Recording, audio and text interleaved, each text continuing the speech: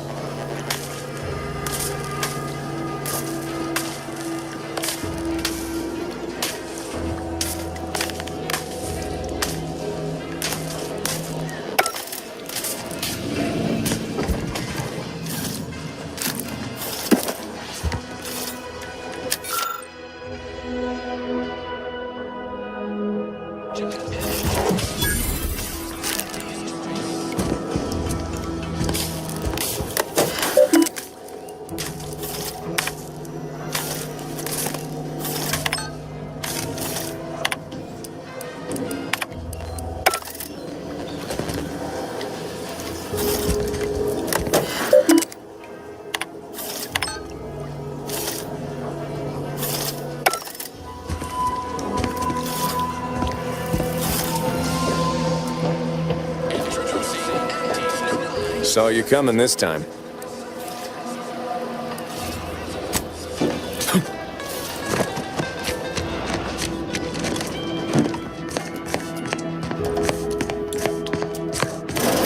I suppose it was only a matter of time until we were discovered.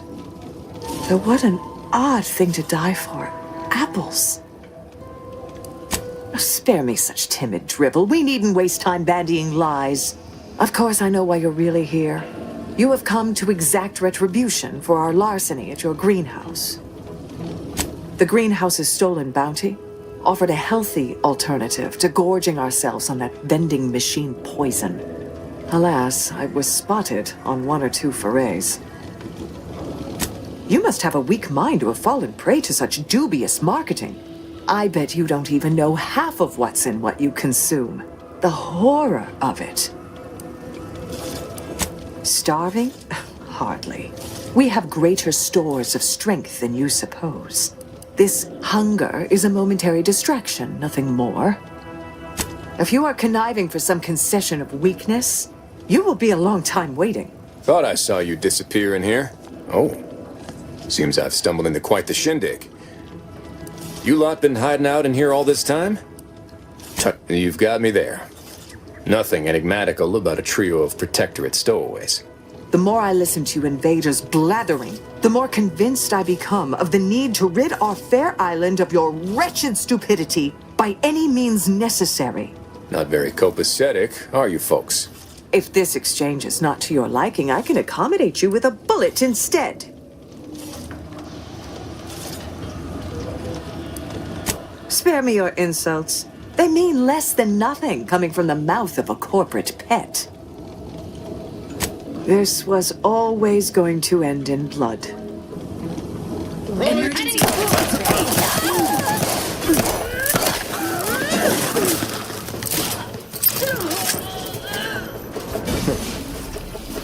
Guess I had this mystery all wrong.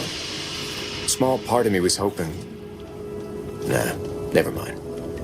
It's downright foolish. I lost a friend in the invasion. A good friend. Thought maybe all this was her trying to send me a message of some kind. Like I said, foolish. She was. Yeah. Oh, that feels good to say aloud, even if it hurts too. Romantic entanglements ain't exactly encouraged between troopers, especially in the same division. Supposedly compromises our decision-making in the field. But I digress. Thanks for your help, and for listening to my languishments. Glad someone else might remember her now, too.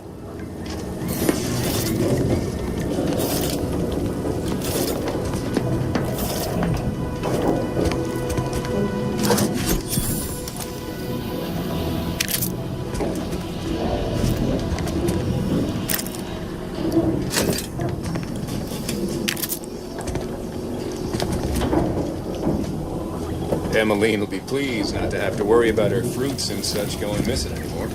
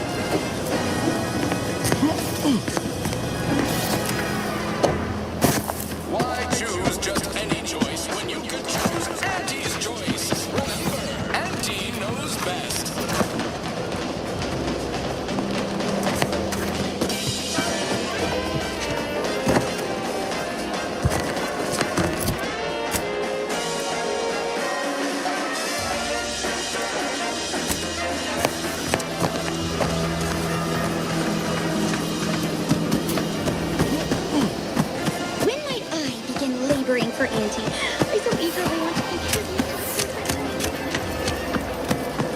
Auntie's choice is the proud maker of Spacer's Jaw, Zero G, and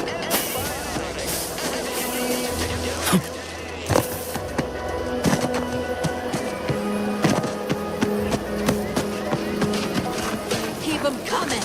I can do this all day. Gonna need a bigger storeroom for all these orders.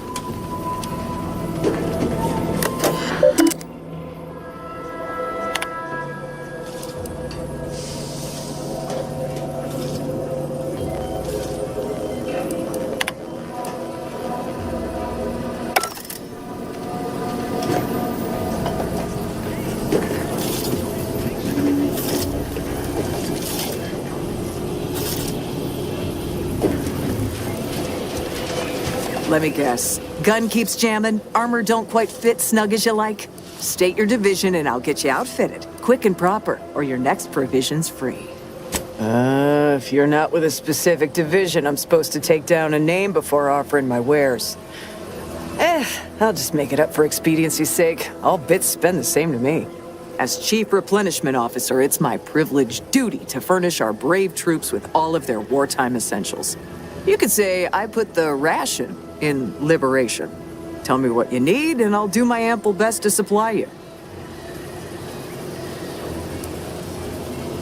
No one here but you, me, and several tons of well-oiled machinery.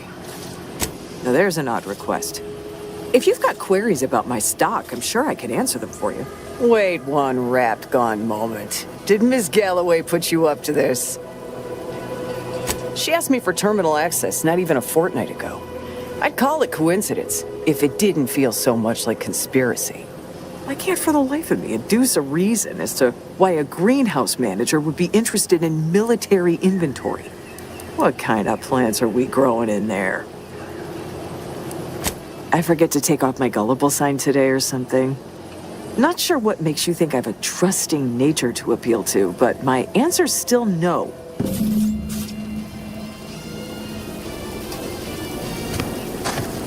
Business is always good when a war's on.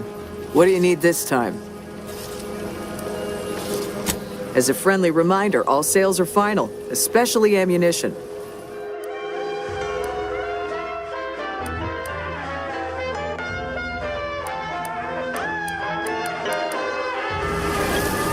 Knew you'd be back.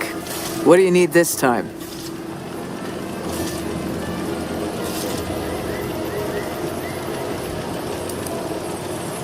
Good eye. Though I'd say they're better than nice. Got more armor than a hammer claw, but better flight handling than the old clunkers we used to stock.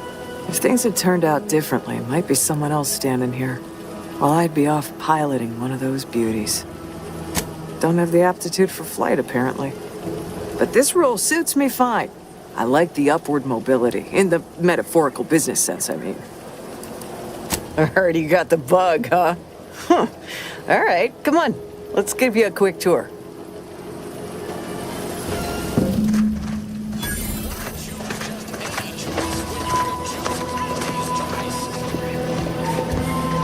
She's a beauty up close, ain't she? More cylinders than you can count, Power.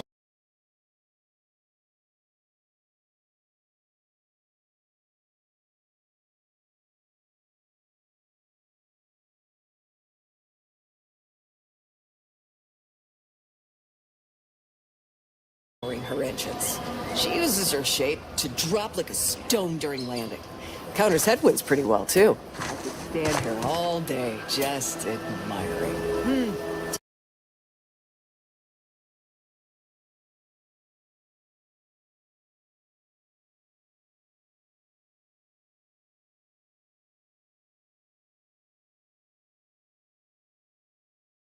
Takes all sorts.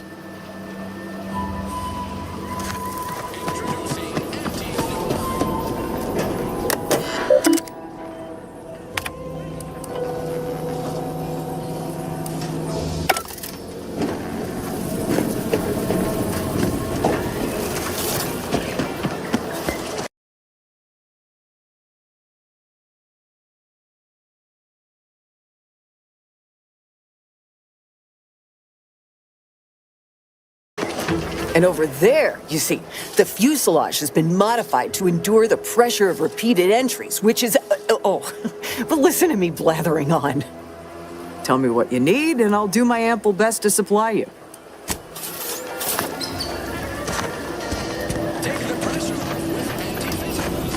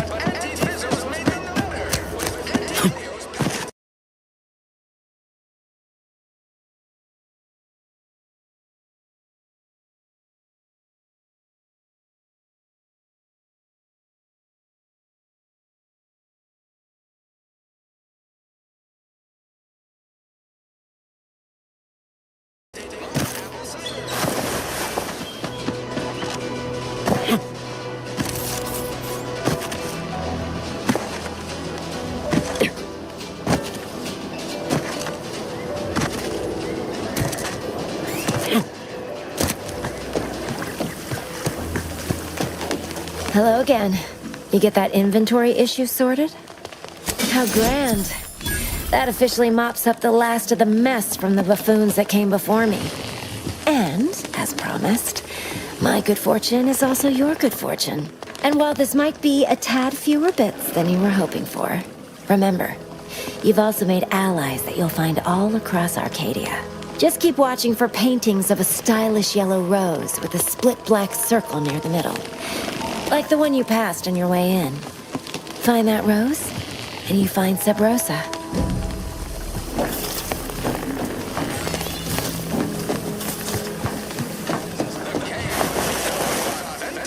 Now with 110% of your yearly commitment.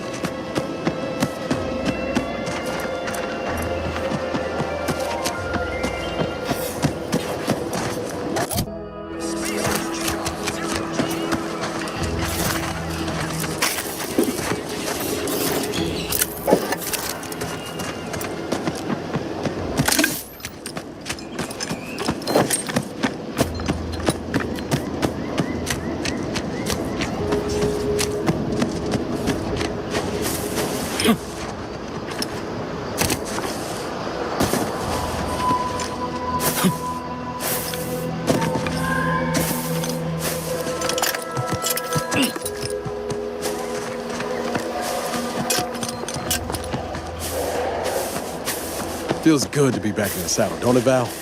Kinda reminds me of our days in Nix's orbit. Dodging protectorate patrols. You remember that? Error. Memory not found. Ah, well. That's all right, Val. I'll just have to do the remembering for the others.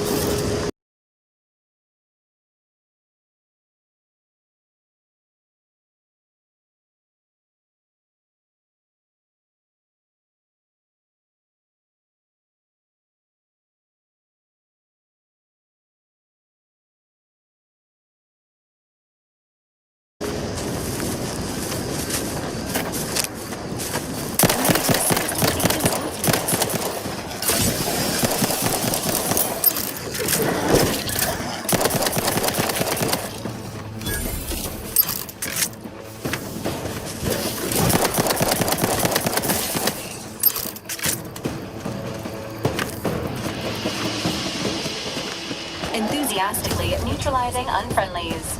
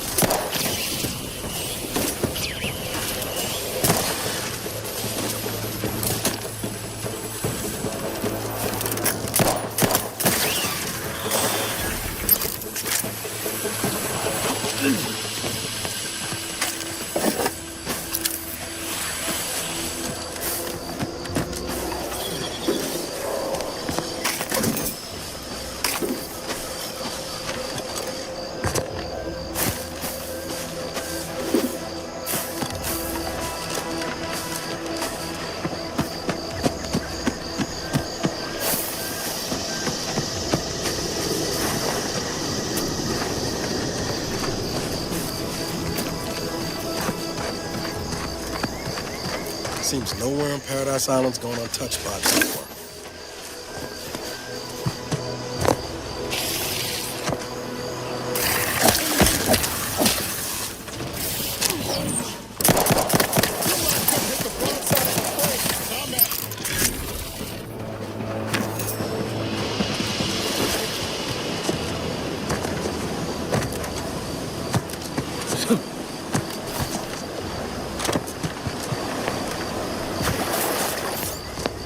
At least coming out to spot folk who ain't here no more is easy work. If you're that new salesperson, don't bother. Whoever was here packed up and left. I just come out here to tick boxes on Milver Street's list. And it's easy bits.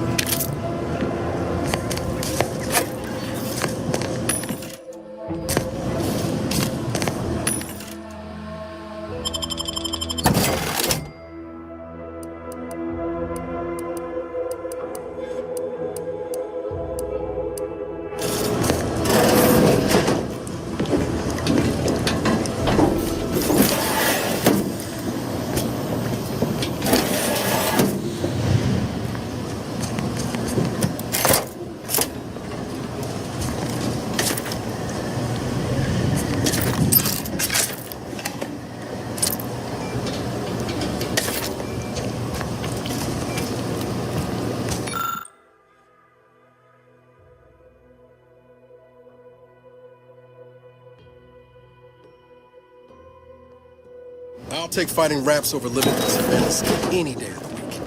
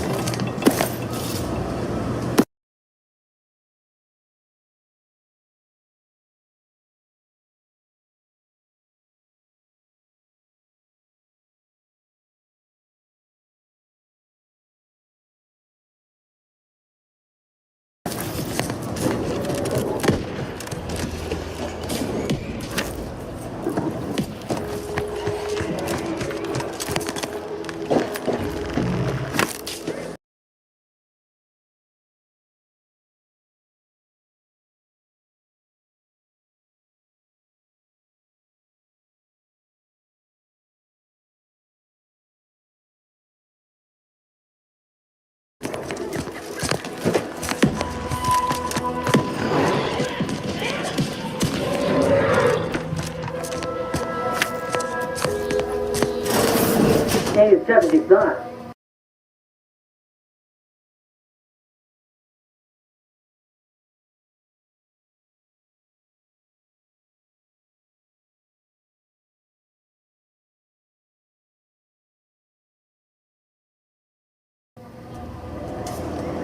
Hey you! Get over here before you get yourself killed!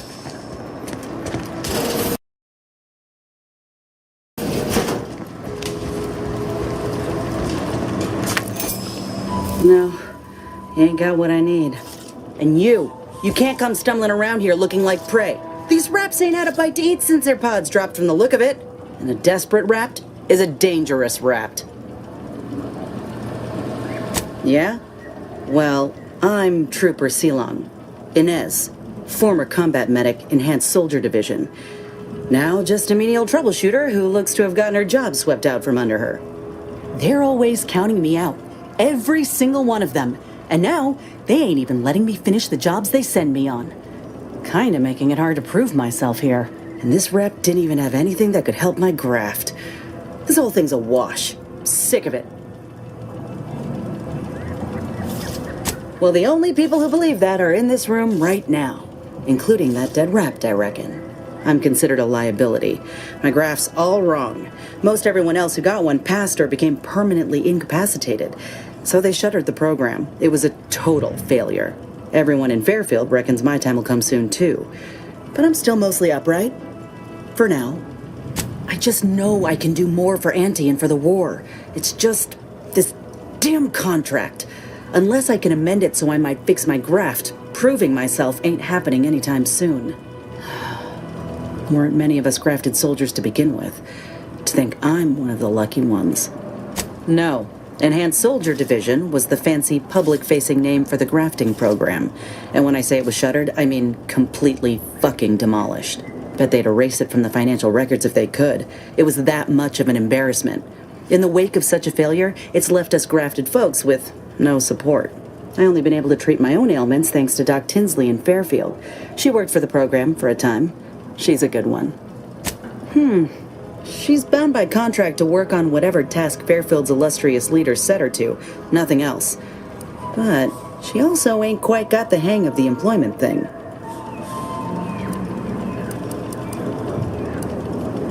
You looked at the fine print of an employment contract lately? It says any action taken by a worker that could result in impeded work must be approved by the contract holder. Not only would trying to fix my graft impede my work, but it's also financially unviable, unproven, a risky investment. So I'm stuck with a limb that's slowly poisoning me. Could pursue fixing it myself were I out of my contract, but if I attempted to end it, I'd have to waive all employment rights for the next year. That's a non-starter. Law, no. The contract would just pass down the line of succession. It's a very long line. And anyway, I ain't a killer. No matter how much I fantasize about shutting him up when he goes on and on about how he's the father of capitalism reincarnated, or lamenting that his mock apple martini ain't blended quite right. Ugh, never quite got the hang of those. Yeah, thanks for the expert opinion. Get the feeling you will. Anyhow, think I'll return to Fairfield to have a little chat with Milver Street. Good luck in there. Mind the wraps.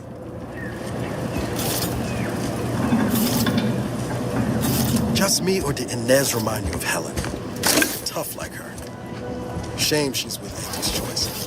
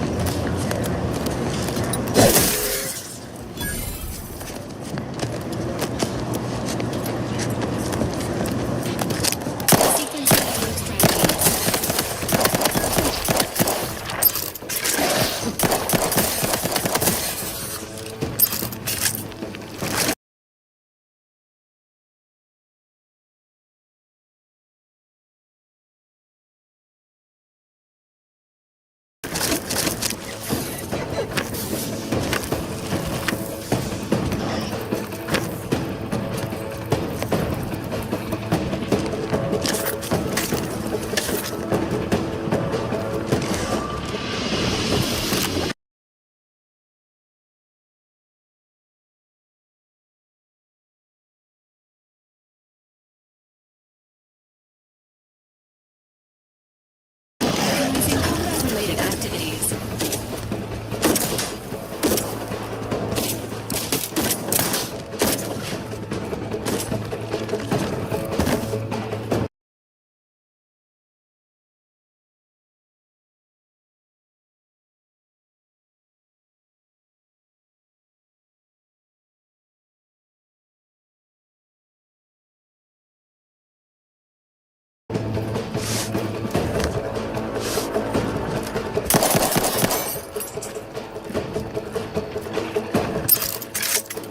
Entering a confrontational state. I'll take care of you, Commander.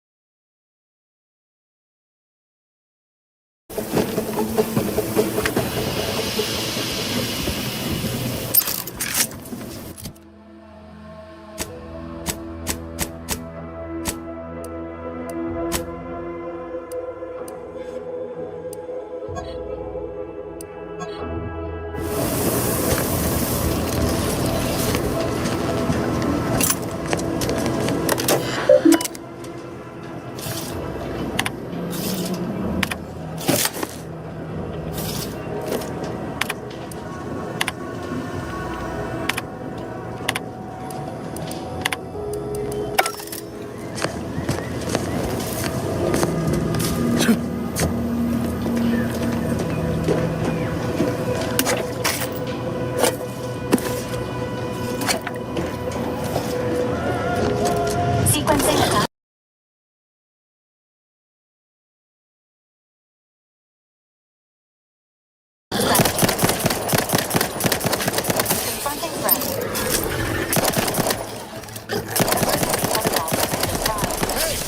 distraction for you. I'm the one you need to worry about.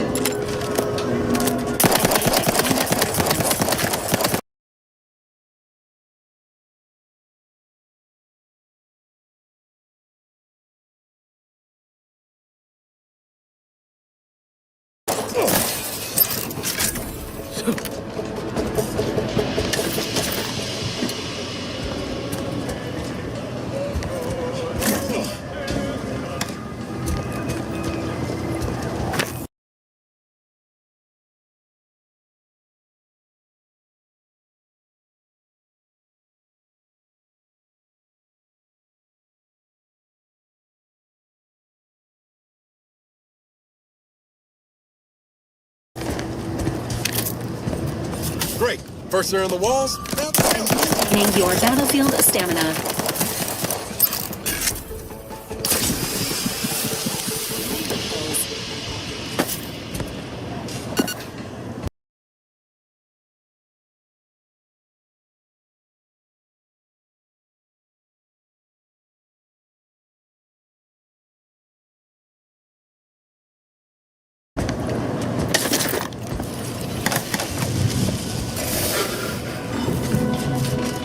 I know I've been pushing to find DeVries, so this might seem a bit of a left turn.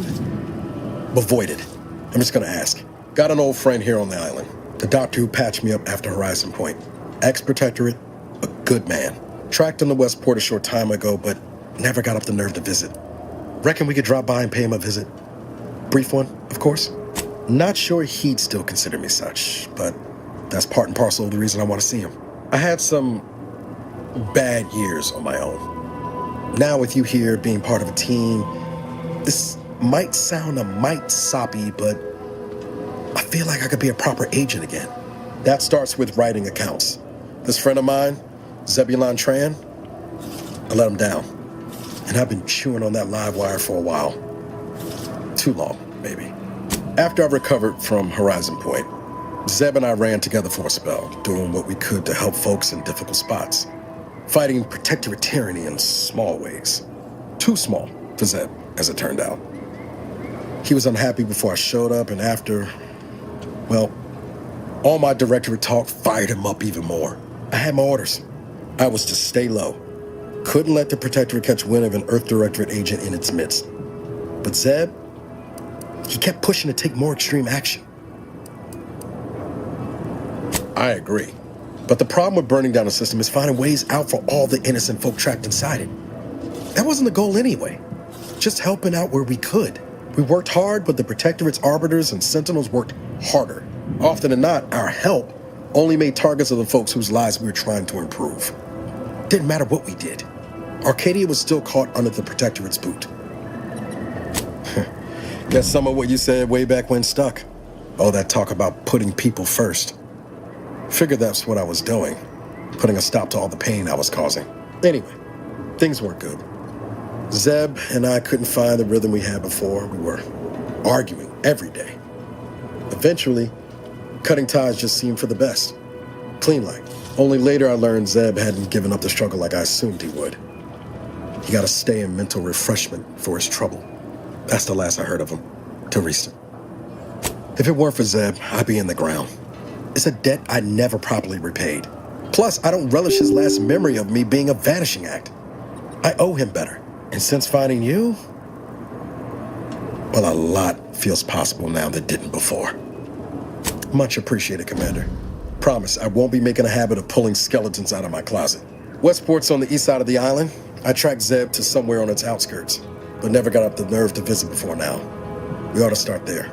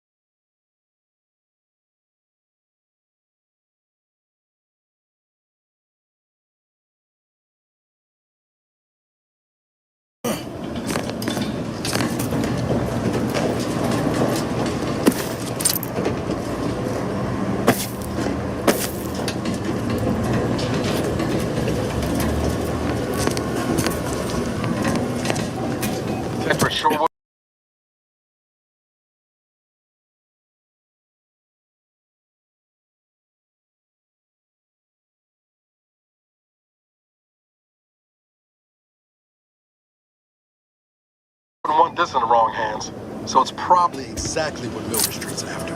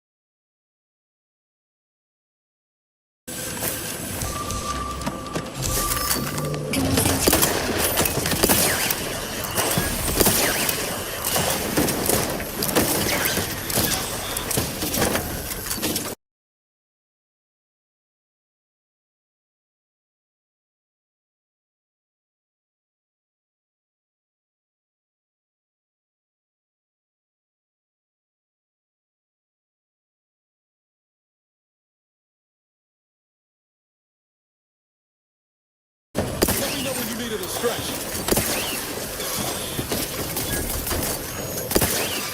Standing by with life support.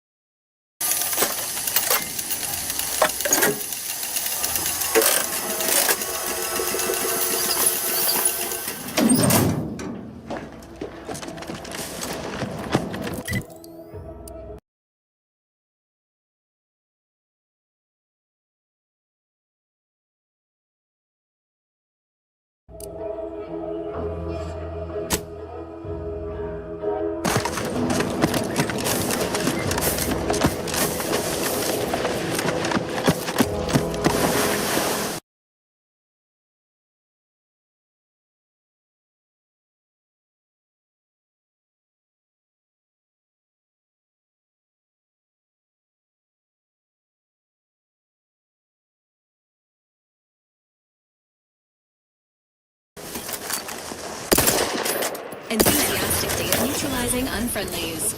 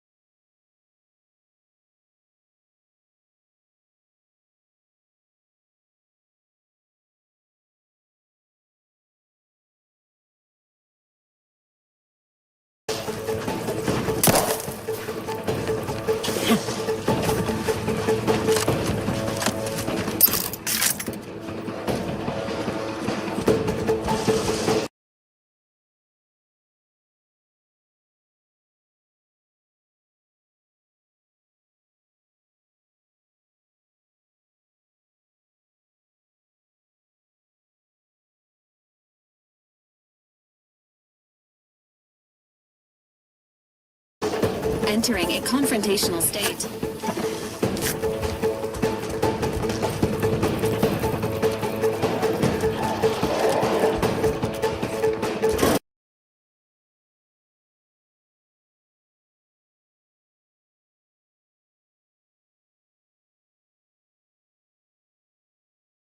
Benefits available at your request.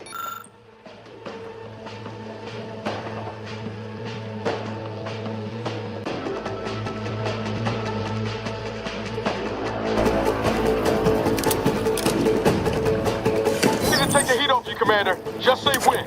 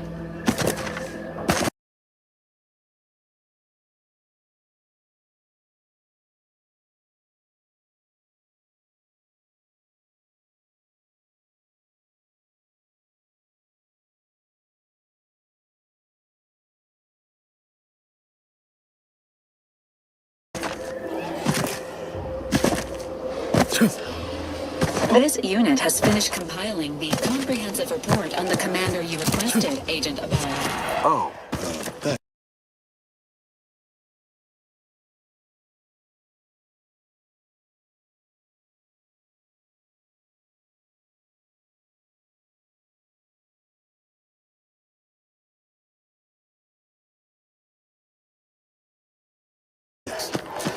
But I didn't request a report. This request is over 3,470 days old and was initially issued prior to the mission on Horizon Point. Oh, shit. Delete that. It's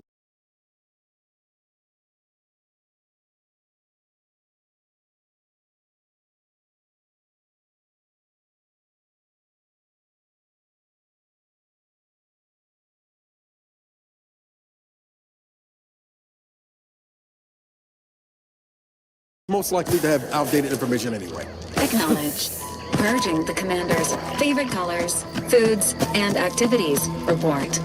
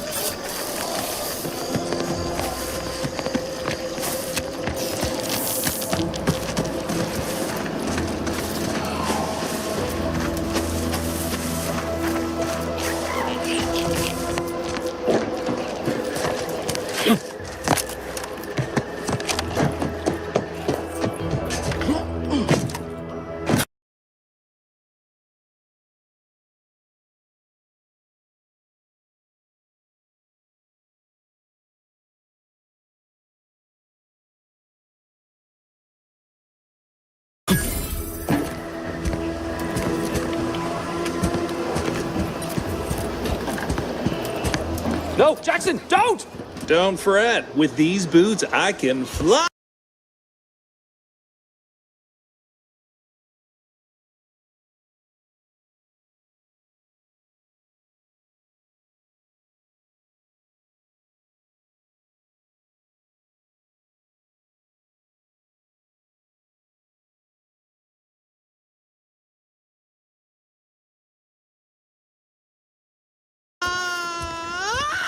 Jackson, you're too young to be a crater in the dirt!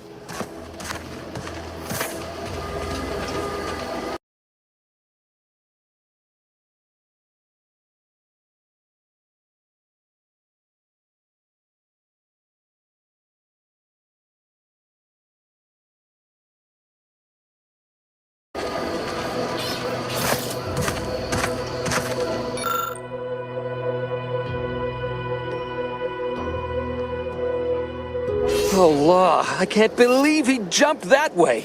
Sir, I know this isn't the time, but are they going to put us to the gallows for this? What? No. That ain't how we operate in Auntie's Choice, Liza. We might be looking at a pretty fierce demotion for losing half our workforce and getting stuck up here, though. Demotion to fertilizer? No. Now cease your jawing. This ain't the time. Hey, you! You down there! Would you mind checking on our fellow? Might he have survived the fall? He thought those boots would make him fly, but they really just allow the user to jump repeatedly. Unless their downward velocity is too great. If so, well, you see what happens.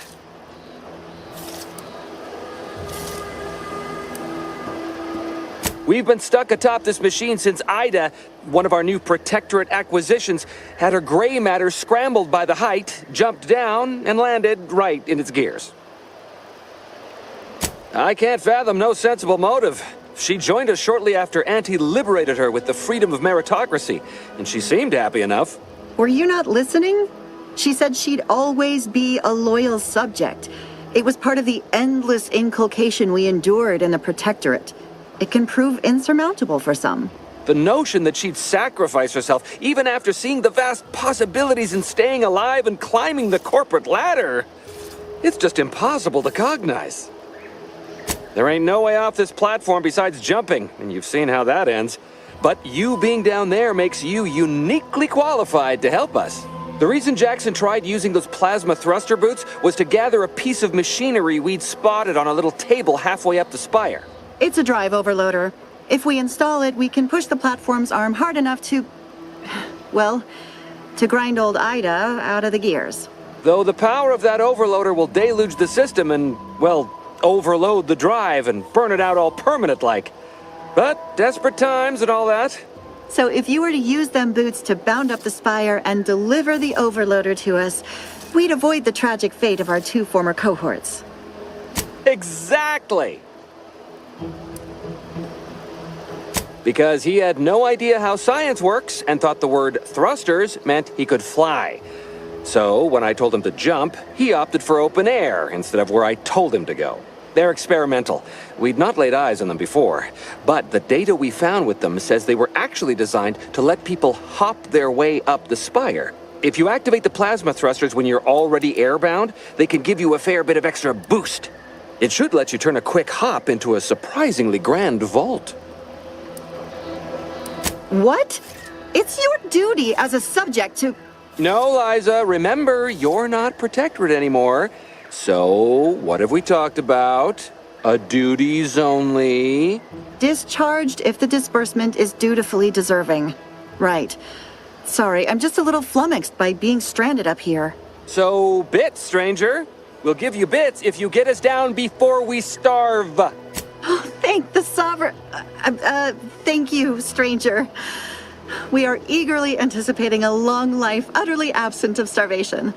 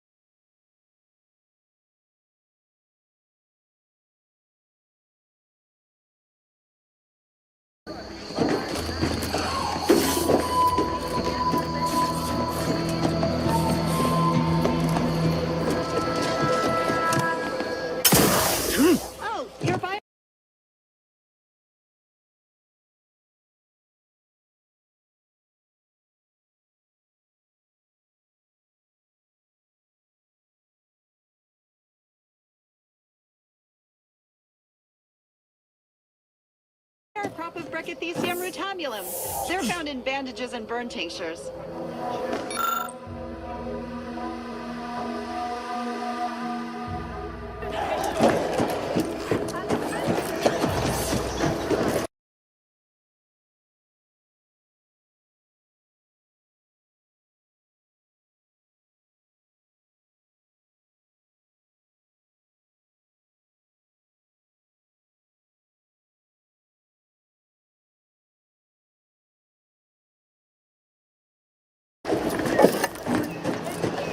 If you don't have that drive overloader, ascending may be a waste.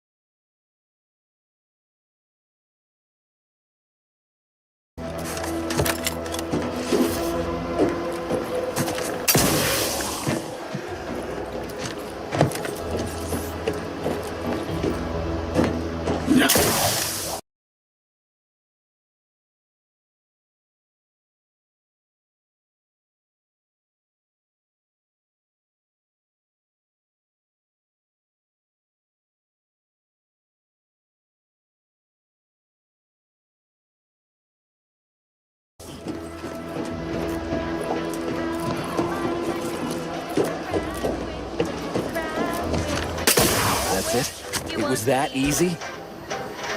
That was some impressive climbing. Poor Jackson could have learned a thing or two from you.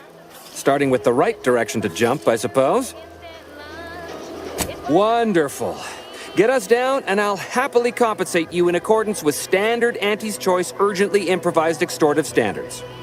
Travel can be more than just a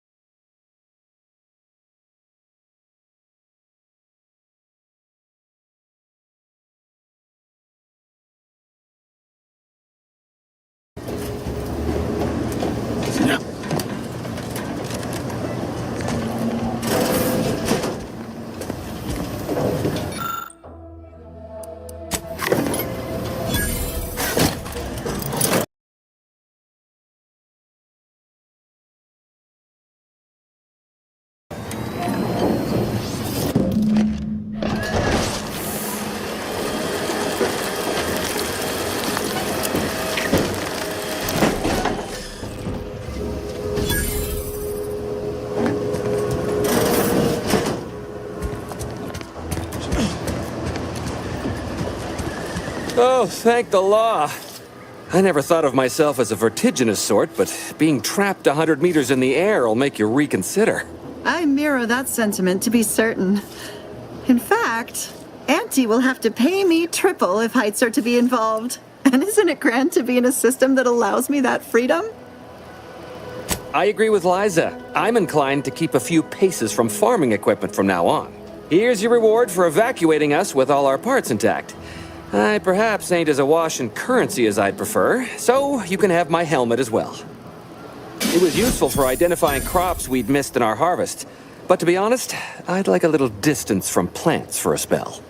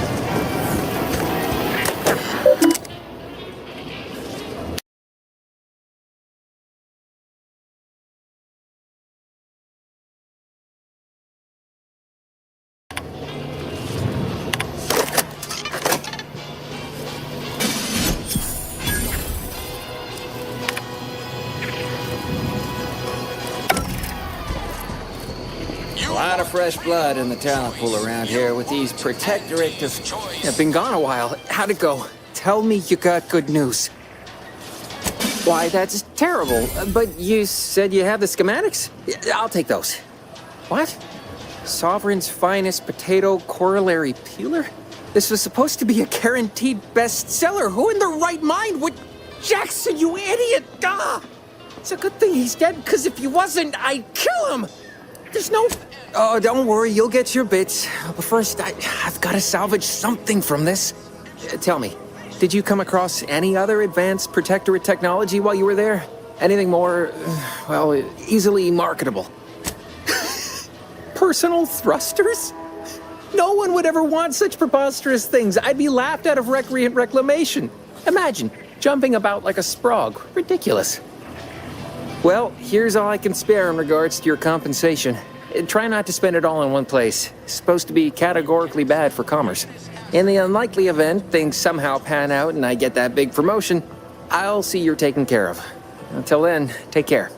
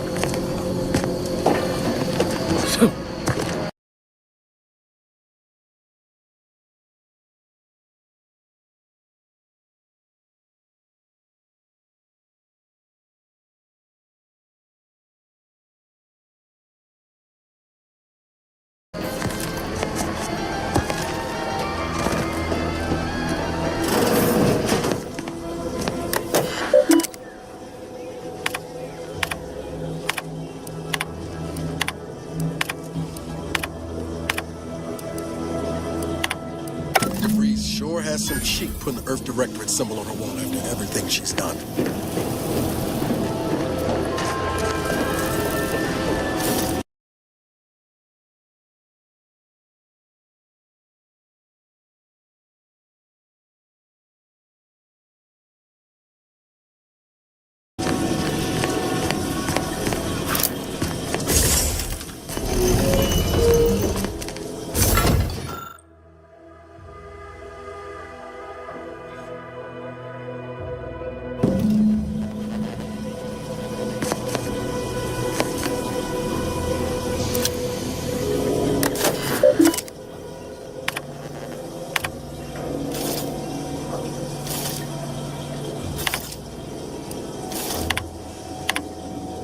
I thought my duties complete.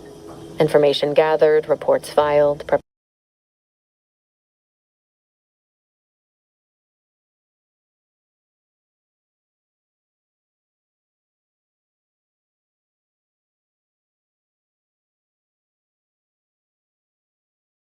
preparations made. I'd even created a fictitious identity and work transfer to Horizon Point Station well ahead of schedule, in order to keep anyone from tracking my movements upon commencing the mission.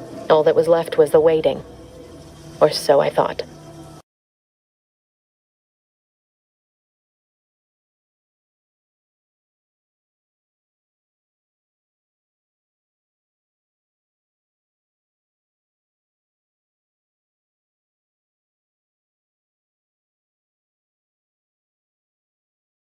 Then, troubling information came to light.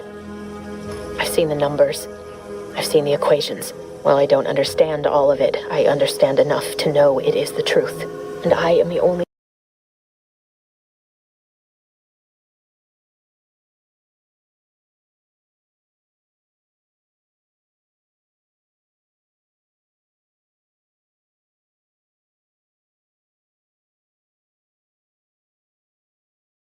one in a position to act upon it. Though it means the betrayal of my team and the duty I swore to uphold. But can I?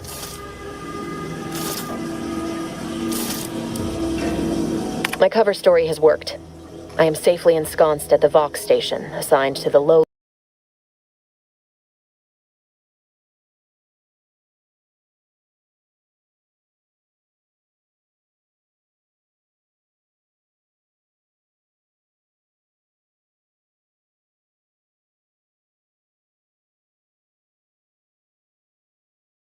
information input and retrieval department.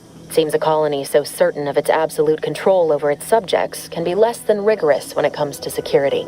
I was able to easily widen out a space behind the walls of the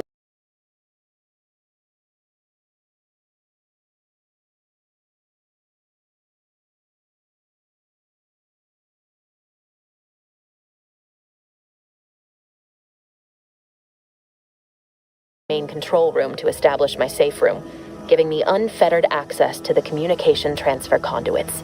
I have hacked into their system downstream from the security protocols, so I am able to infiltrate their entire system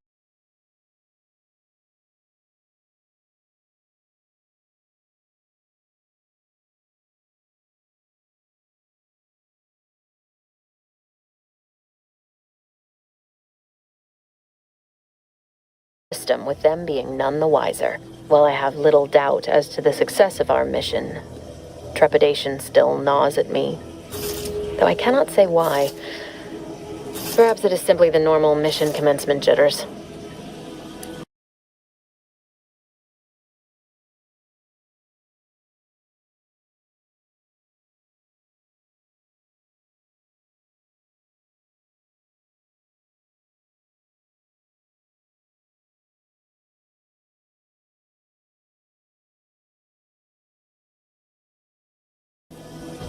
I did it.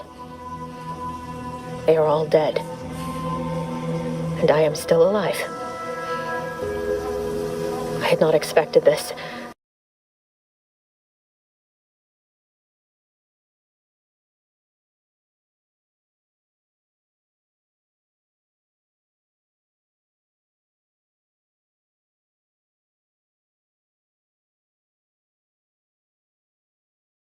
I had prepared no alibi and so felt assured my ruse would be discovered and I'd not have to carry this burden.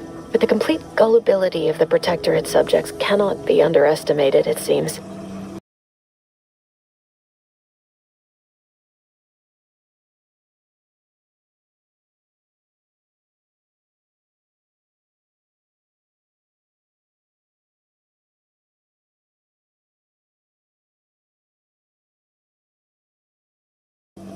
My threadbare excuse of my grievous wounds as pitchball injuries was accepted without question.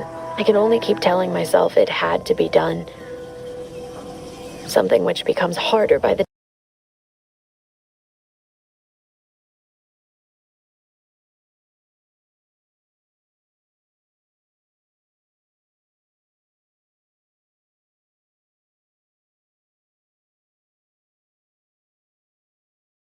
day as the rift anomaly grows in the sky.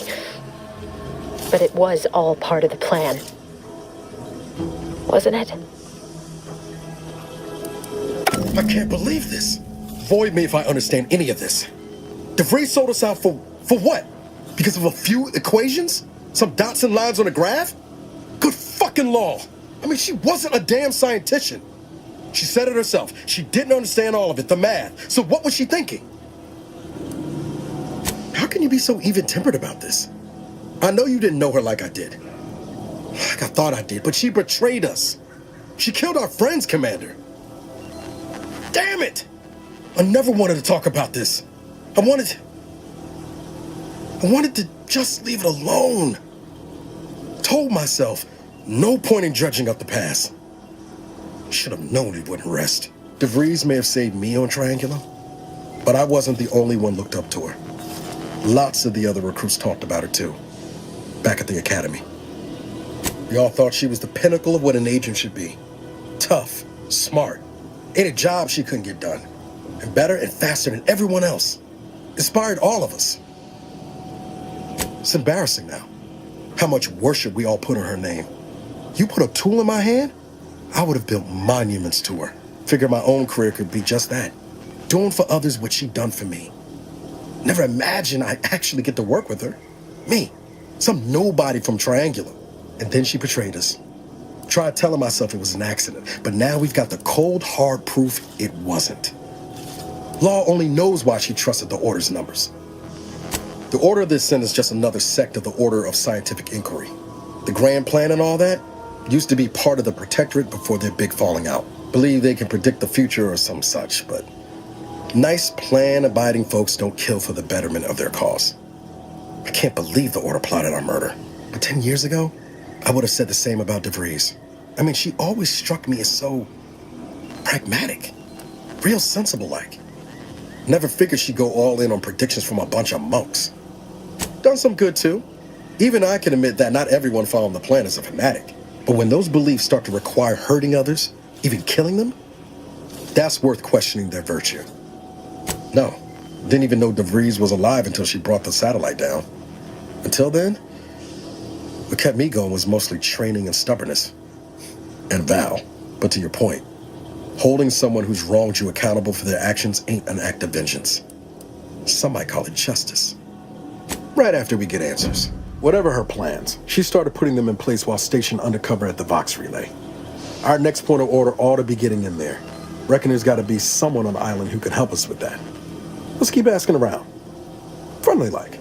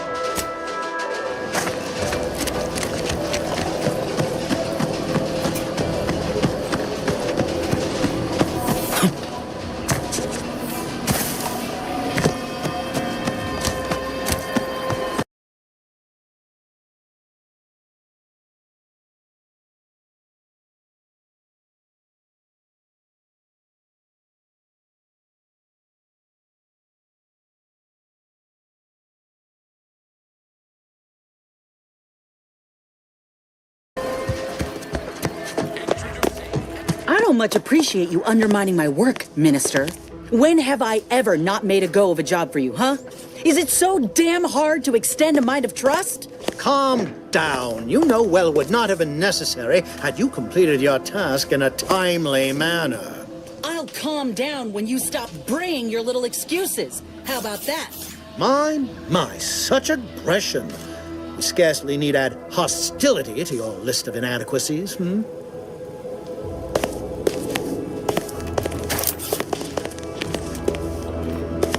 Bad Trooper Sealong, no mind. The individuality encouraged by Auntie's choice sometimes inspires employees to speak out of turn. How has your progress been? Have you acquired what we discussed? Excellent! At least that someone in my employ can be relied upon. Here, have one of my finest suits as a token of thanks. May it aid in your capture of hearts and minds. Again, you gave away my job and told my replacement to send me home. That don't make me wayward, and it sure as shit don't make me unreliable. If this contract weren't staying my hand, I reckon you'd be answering to it right about now. You mean grant preferential treatment to a subpar contractor? And I suppose the bits for such a procedure shall simply manifest from the ether? And if I die or leave, how do you reckon failure to retain an enhanced soldier would look to upper management, huh? Please pay this disgruntled employee no mind. What would she do without Auntie's hand to guide her if she were unemployed? I should think death a preferable alternative. That's it. I'd rather be a down-and-outer for the rest of my life than crushed under your counterfeit leather boa boot a second longer.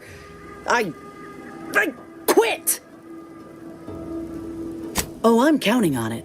This is unheard of, and I might add, you'll not be welcome with an Auntie's choice once more. We'll not take a contract shirker back into our fold.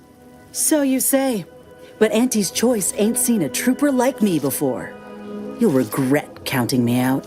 Till then, I hope you choke on your mock apple martinis. And you, I got a proposition for you. Come find me when you're done with this clown. She will most assuredly regret her decision. Most assuredly. But I suppose that is no longer my concern. Now, where were we? Oh, yes. The acquisition of this information is but the first part of my plan to bring our foes into the fold and to ensure my future. The second is my operation in Westport. Worry not, the culmination of my plan will bring me the tools to aid you in your endeavor to enter the Vox station. Westport is a shell of the bustling town it was prior to the invasion, though a handful of Protectorate Yesayers still cling to it. My plan requires their conversion. I forget myself, I didn't mean to impose. You've already agreed to much. It's been a long time since I've encountered someone able to operate on their own. Do return if you're interested in another task, however.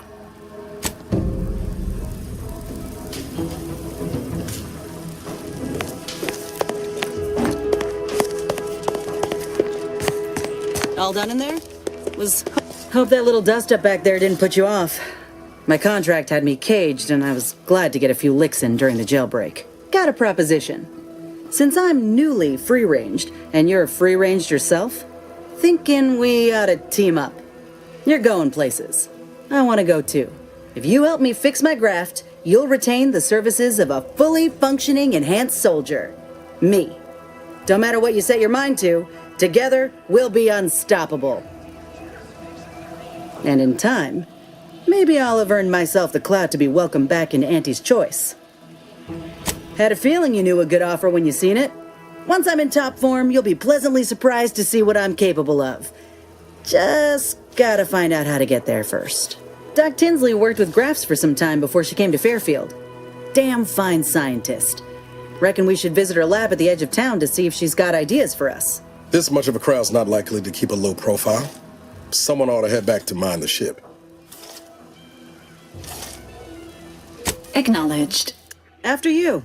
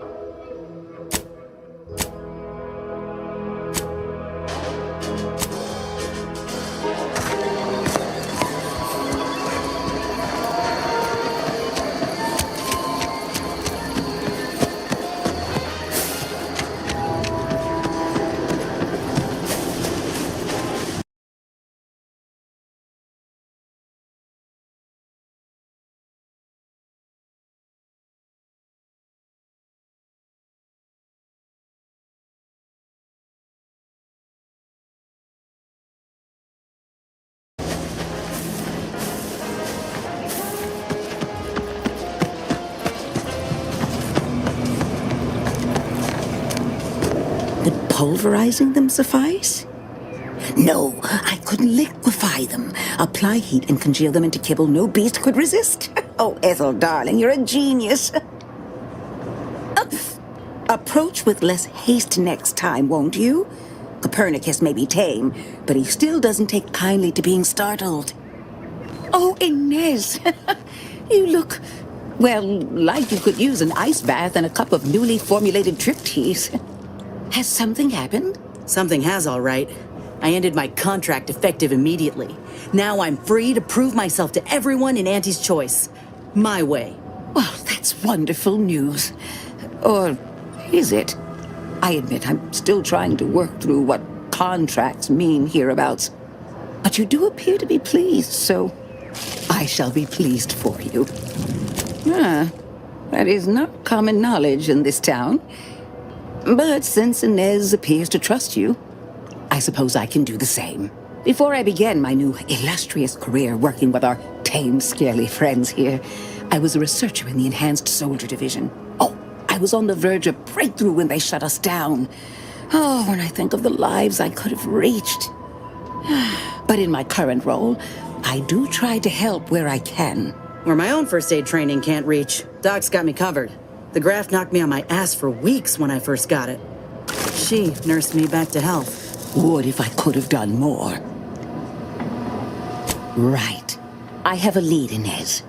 I've identified 2 viable beasts on this island that you may be compatible with, though it may not be easy to acquire the suitable specimens. The first candidate is the skeleton crabble. It has a rare form of albinism and was last spotted on the western coast by protectorate scientists, who, unfortunately, went missing. I happened upon an old report of theirs along with a code used to operate their machinery. If their fate is what I suspect, the code may be of use to you. I heard rumors of the creature myself. Our skeleton sounds a good bit larger than the average crabble. Meaner and smarter, too. The second candidate is a Raptidon matriarch, the only one of her kind on the island as I understand it. She was last spotted in the crags near the Vox Relay. Deep in protectorate territory. This matriarch sure ain't making it easy for us. She'll be more aggressive and more cunning than her smaller kin. I suggest avoiding the front gate, but you may have luck finding a drainage outlet in our matriarch's cave. The protectorate often build them in this manner and leave them unguarded.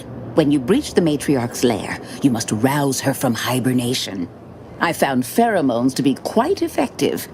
Inez, I'm certain you know a formula that may suffice. That I do. Excellent. It'll be a rather unpleasant wake-up call for the matriarch, so she'll be upon you in moments. I suggest your armaments be at the ready. Then the grafting part is yours. Yes, though I would recommend a careful surgical removal of the specimens, please. Now, when you acquire one or both of these parts, return here straight away, and we can begin surgery. Law guide you both out there.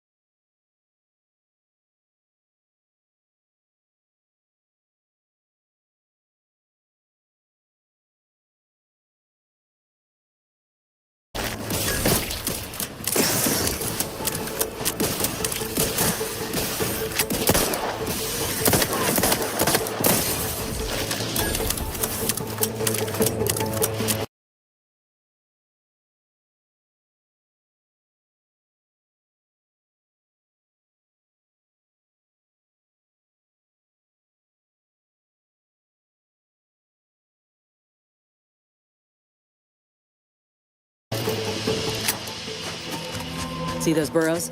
The skeleton's nearby. And if it's as nearby as I think, it don't bode well for those scientists.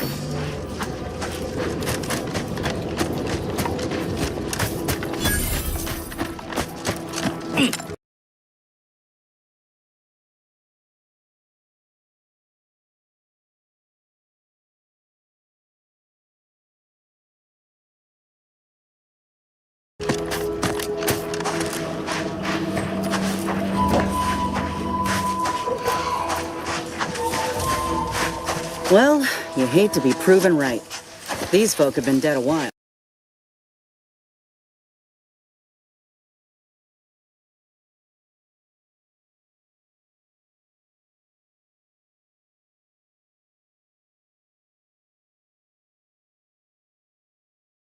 And that must be the machinery Doc mentioned.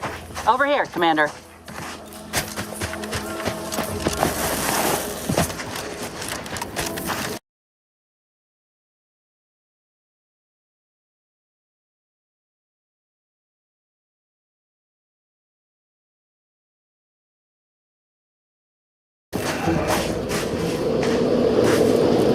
Huh. Seems this terminal reroutes power to speakers around the cave. They were using sound to lure the Crabbles out.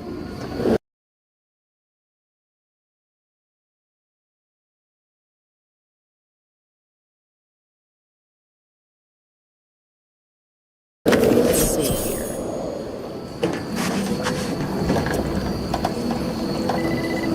Generator's back on. Power up that phonotron, would you? Should cause enough ruckus to make the skeleton come out and play.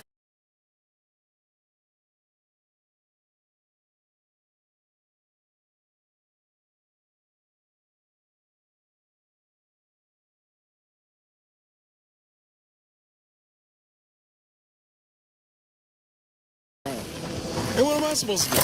Just stand around and look pretty? Well, if the commander's keen to share, you can press the button too. Wouldn't want you feeling left out.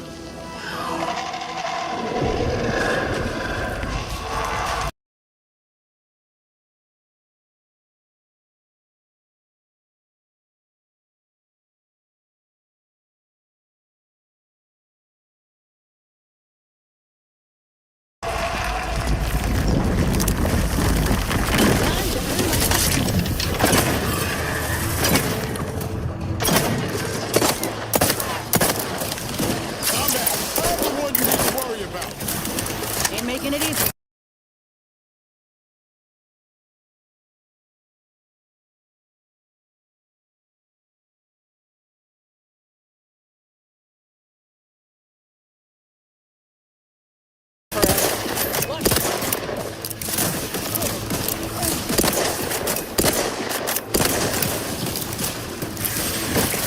Not walking this off.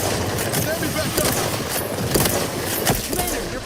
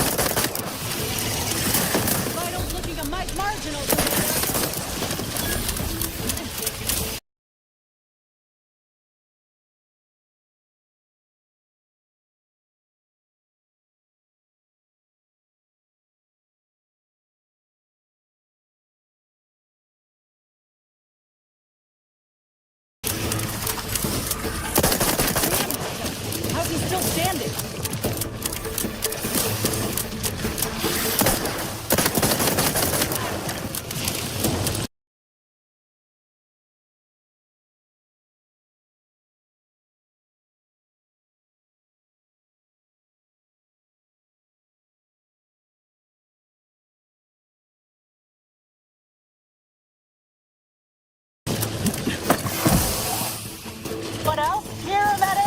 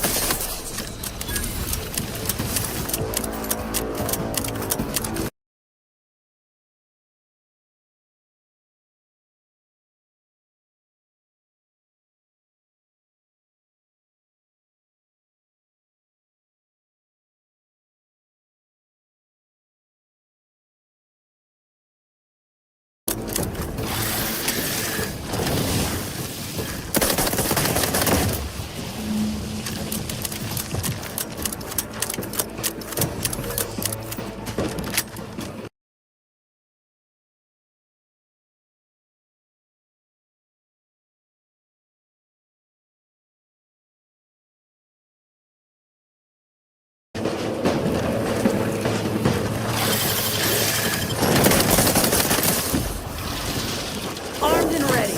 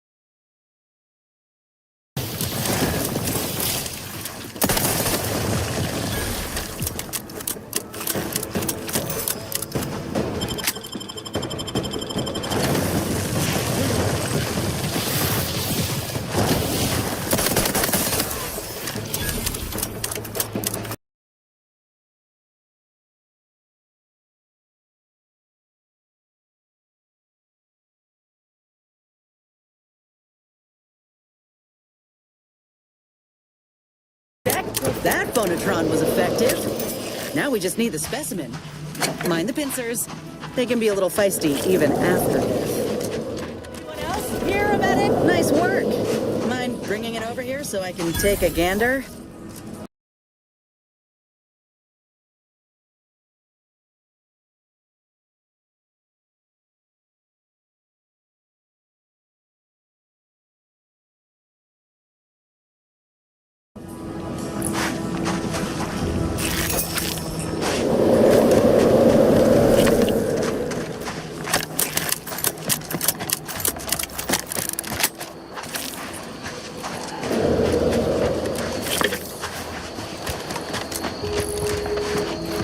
Muscular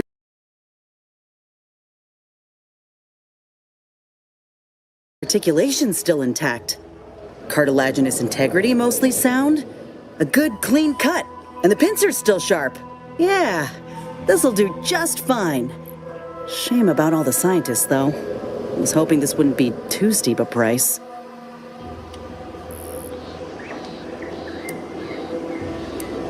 If you still got some hunting you, that Raptidon matriarch's on the loose. Her den's not far from the Vox Relay up north. Elsewise, we head back to Fairfield and speak to Doc Tinsley. North it is. After you.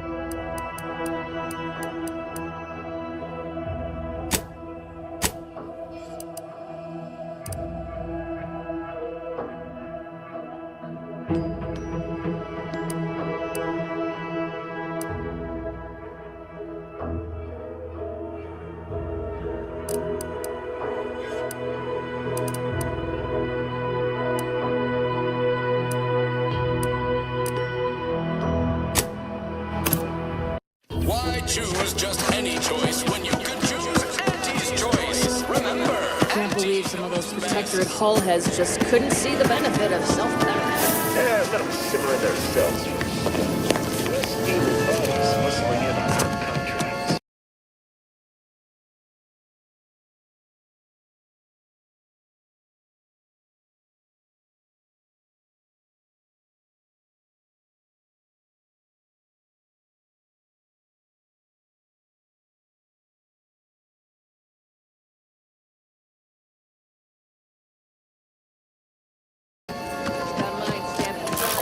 You ever find yourself with too much disposable income? I got plenty of ideas on how to dispose of it.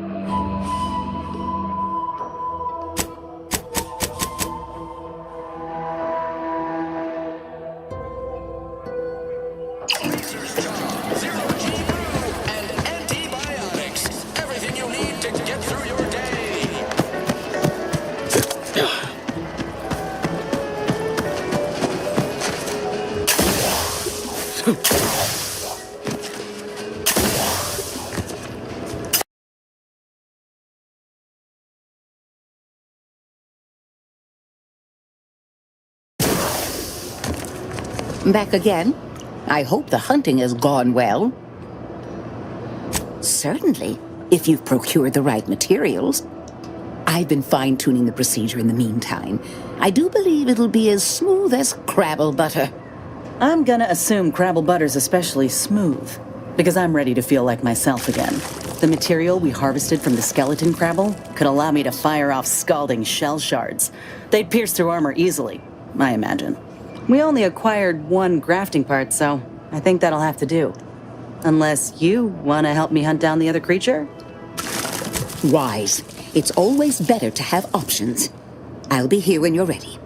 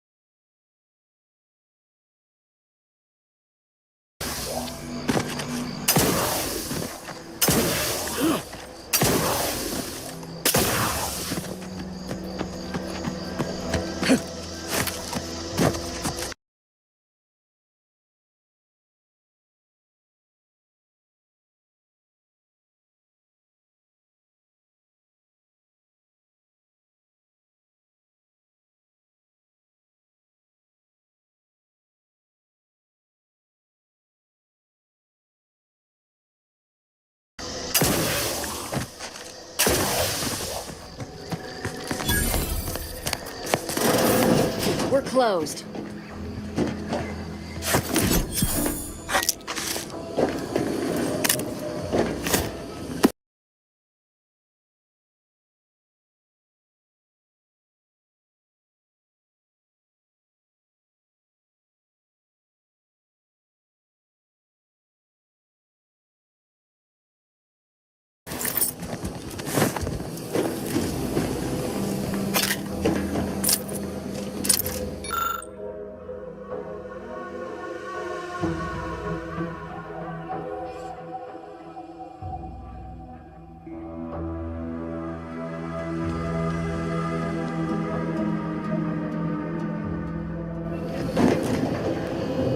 Did you not hear me?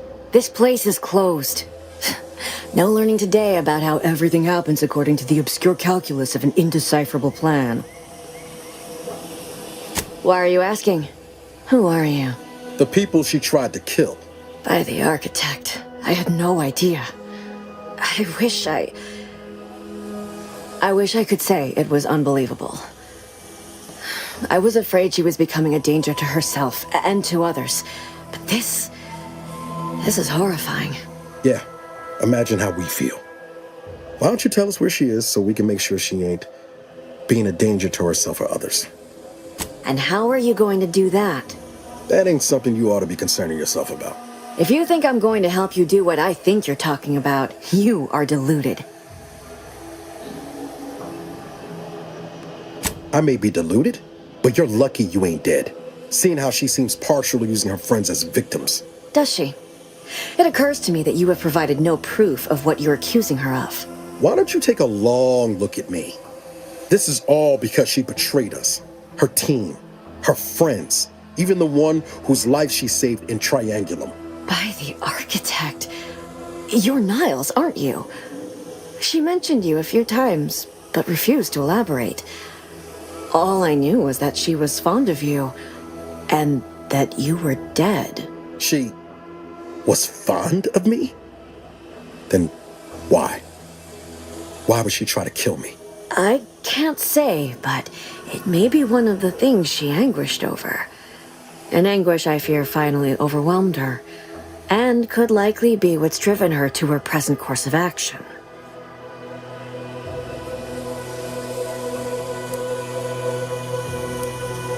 I wish I knew.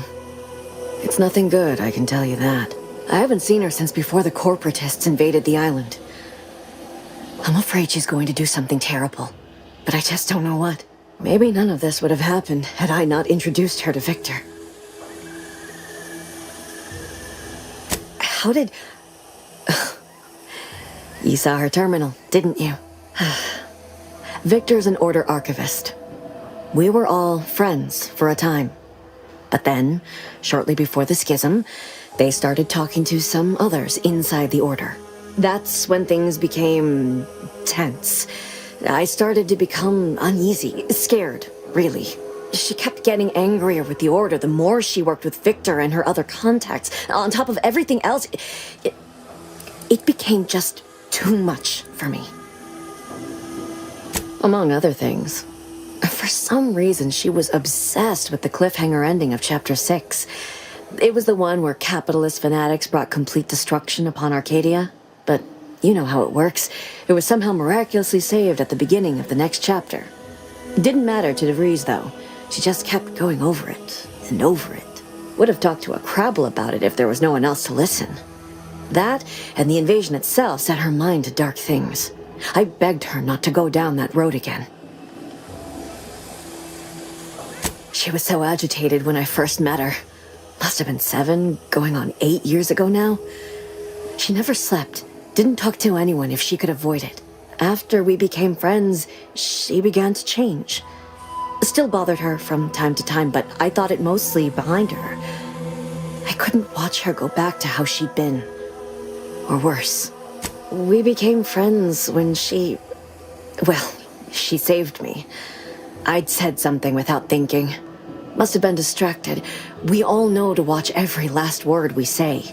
For some reason, she interceded on my behalf with an arbiter, and she convinced him he didn't hear what he actually did. No one does that. Void, I didn't think anyone could. She ain't the only one.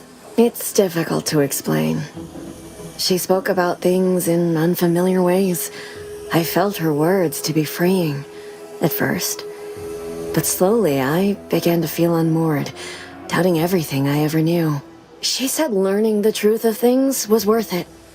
But now I question whether her truth was just more of her penchant to sow chaos, no matter who may be caught in her schemes.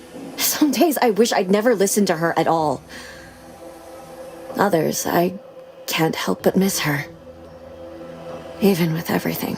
Know a little something about that, too.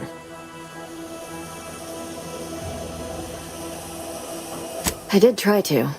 Once. After the corporatists invaded Paradise Island and took over Fairfield. They seemed to let anyone in there. Some boisterous fellow even tried to recruit me. Yes, and I am ashamed to admit it. Though if she hadn't wanted me to, she wouldn't have told me the code. Same one she used for everything. 15-778. That sounds like it could be her agent identification code, Commander.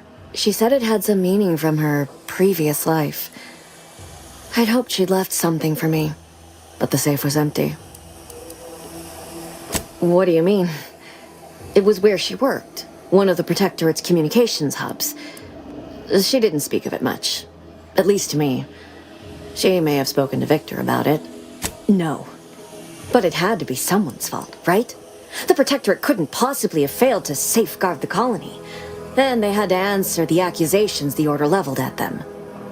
I know I've no right to ask this of you, but when you find her, please remind her of who she used to be. She's unwell, but I know there's still hope for her. I understand. Perhaps it actually is for the best. I truly cannot say.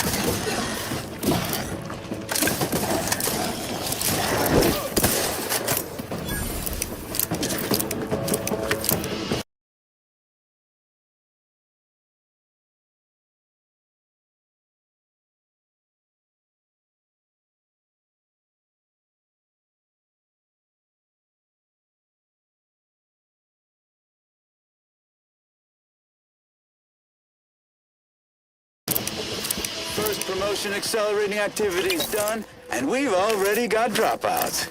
Doozy of a drop, too. Can't believe Ormsby pegs these people as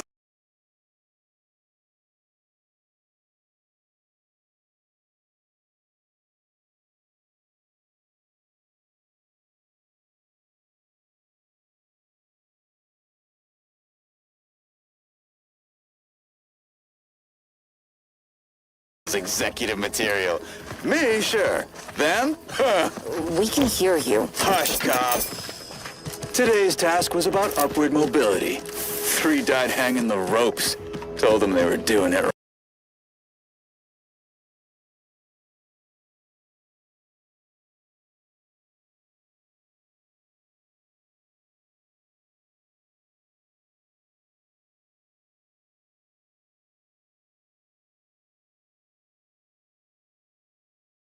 wrong. Dead include Assistant Hagen and other slackwits. Show some respect. Oh, like you care. You didn't even participate. I told you, I got a cute lumbago. Time to break camp for the next skill building activity.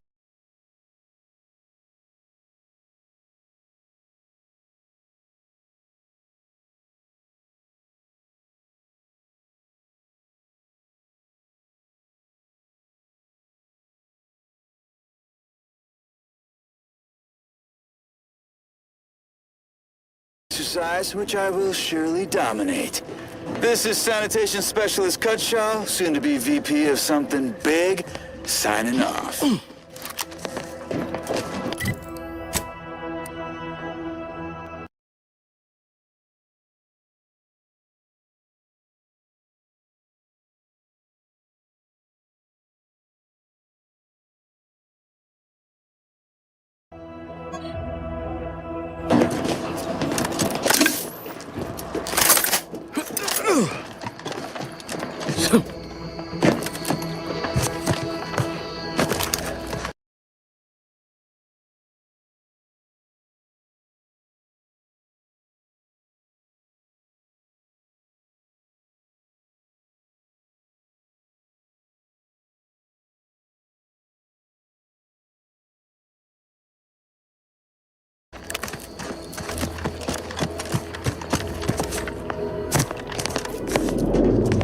Another rift. Rather not get up.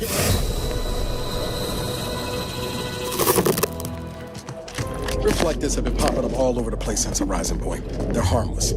So long as you keep your distance.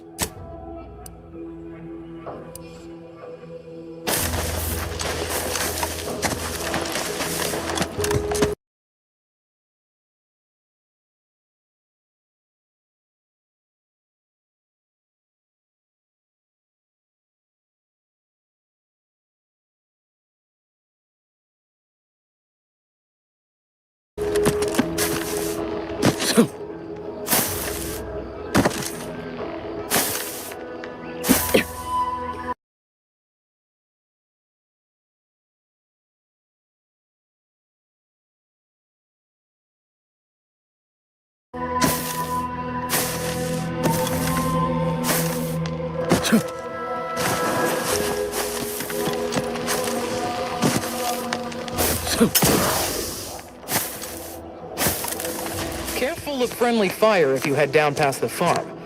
Last time we wandered past, they opened fire on us. A real code 472. Oh, great. A 472. Been a while since I had to dodge bullet spray.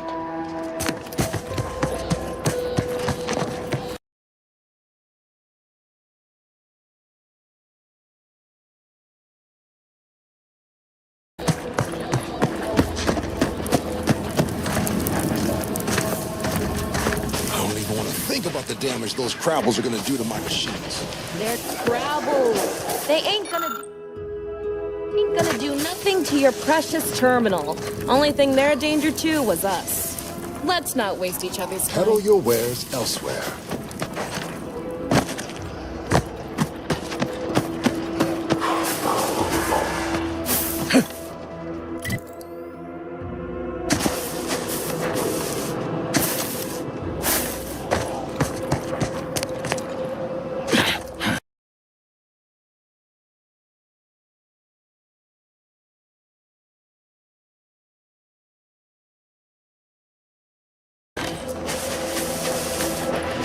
Those guards are mighty agitated. And some are wearing gas masks. Yeah, something ain't right here. We should be cautious.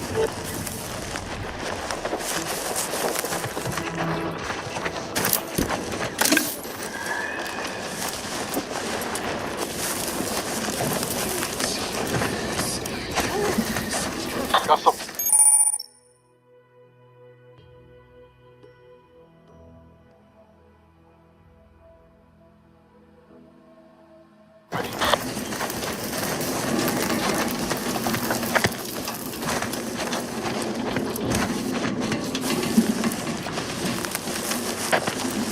Still can't recognize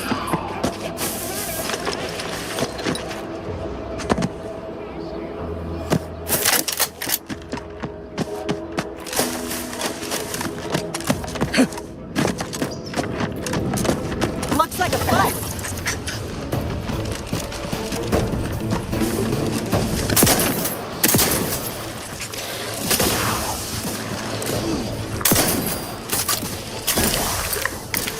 Give the word and I'll take care of him, Commander.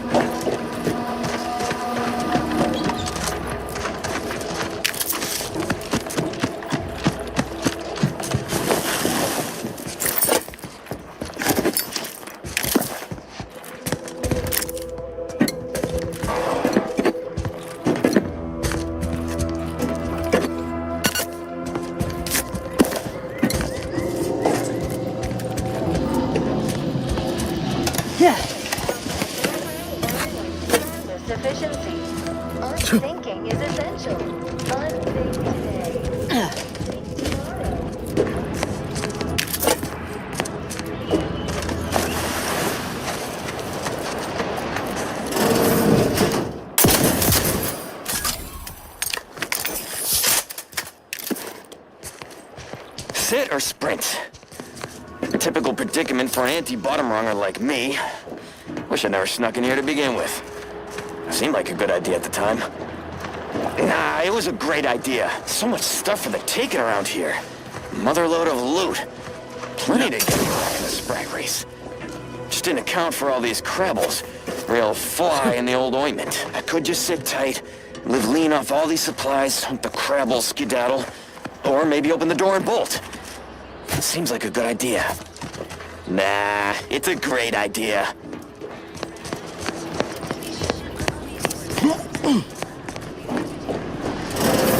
Niles. Howdy, Zed. You look... Has my mind been set upon by shadows? I thought you dead. Can't imagine why you think that. I've only been gone 4 years. Oh, back from your little saunter then, are you? Head all cleared? I must say you took quite the perambulation. I hope you didn't wear out your rotation adapters. Zeb, this is the commander I told you about. One in charge of the Horizon Point mission. So you're the one responsible for the severity of Niles' injuries. You ordered him to remain behind on a fruitless recovery effort.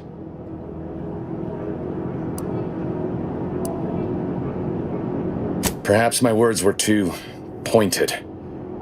It is difficult to erase the memory of how Niles came to me, half torn up, on the border between life and death. But that was years ago. So, you are keeping company these days. Just not mine.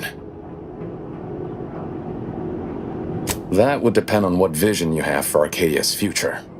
Everyone seems to think they alone know what's best for this colony. Look, I'm not just here to gas you up with empty apologies.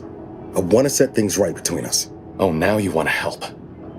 Where were you when the war happened? Or when I was being carted off to mental refreshment? Where were you when I actually needed you?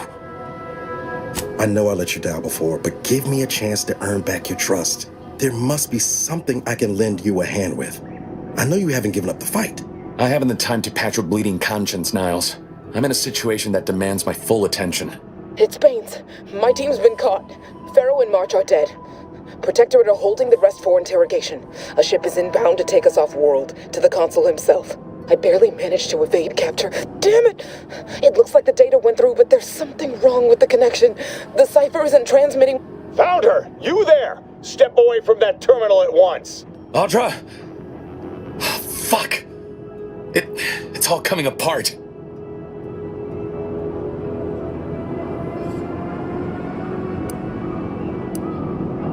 I knew something was wrong. What have you gotten yourself into here, Zeb?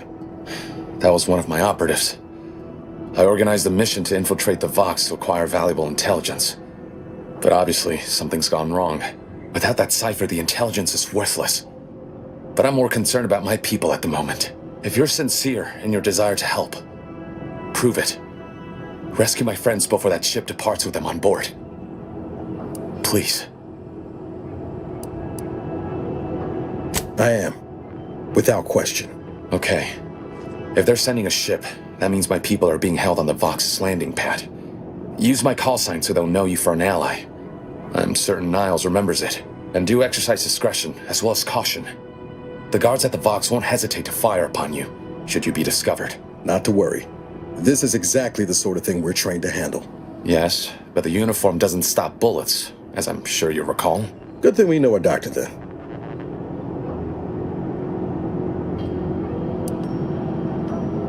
I'll answer what I can. If you must know, it was my sister. A neighbor reported her for some misconduct and she was taken to be refreshed. I never heard what her alleged crime was meant to be. The woman who returned was nigh unrecognizable. The injustice of it rattled me. And once I began to look into what had happened, the more discomfort I felt. Then I met Niles. He told me the truth about other colonies. Made Arcadia feel so small, claustrophobic, repressive. And my smoldering resentments became a full conflagration. Stop there. I know what you would ask, but I've done my best to put that unpleasant experience behind me. Please respect my wish to avoid reopening closed wounds. The Crabbles? They keep people away who might otherwise stumble into my operation here. I feel kindly toward them. Of course. Hogarth and his unfortunate charges would be top of mind if you've explored the nearby settlement. I sympathize with the plight of those in Westport. They want nothing to do with me, of course, or anyone outside the Sovereign's grace, which has been to my benefit. I do believe that one day, the truth of the Protector's iniquity will be too obvious to ignore. But for now, not even a crowbar could pry open all those shut eyes.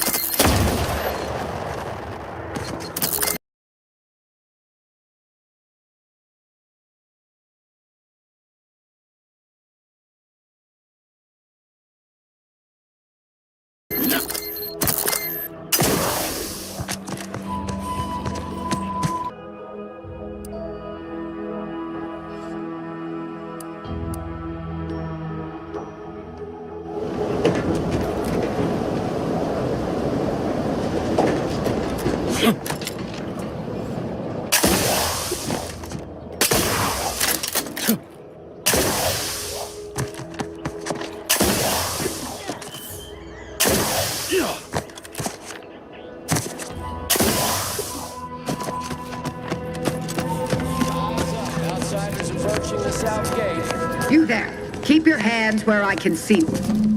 Halt! What's an Auntie's choice monstrosity doing here?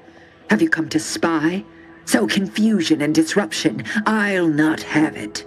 Good, because I ain't bringing it. Though if you're that desperate to test my patience, by all means, keep it up. Patience. As if you infiltrators possess as much, feverishly raising our lands wherever you go. You are fortunate that I've been ordered not to open fire unless fired upon. They never listen to sound advice, do they? Some folk are dead set on going their way, even if it's straight out an airlock. I will not suffer an outsider to trespass and trample further through our lands. Turn back from this bridge now, lest my ever-depleting prudence be spent. If you are not a loyal Protectorate subject, you will not cross this bridge. Be grateful I do not judge with such haste as my superior to the north, Brigadier Montelli. He's been fervent of late, looking for any Protectorate subjects who have displayed disloyalty in his estimation. Any associations with wrongdoers results in swift execution. That has, unfortunately, put many folk in his sights, myself included. Well, don't you have a penchant for solving problems? You know, I may have a use for such an attitude. I know of 2 traitors who yet remain on this island. Bring them to me, and I'll dispose of them before the Brigadier questions my loyalty and deems me guilty by association. In return, I shall grant you clearance to cross the bridge. Fair exchange, wouldn't you say? This is exactly the manner of depravity we mean to free these folk from. I know we gotta cross the bridge, but there must be an alternative. One that don't involve an executioner.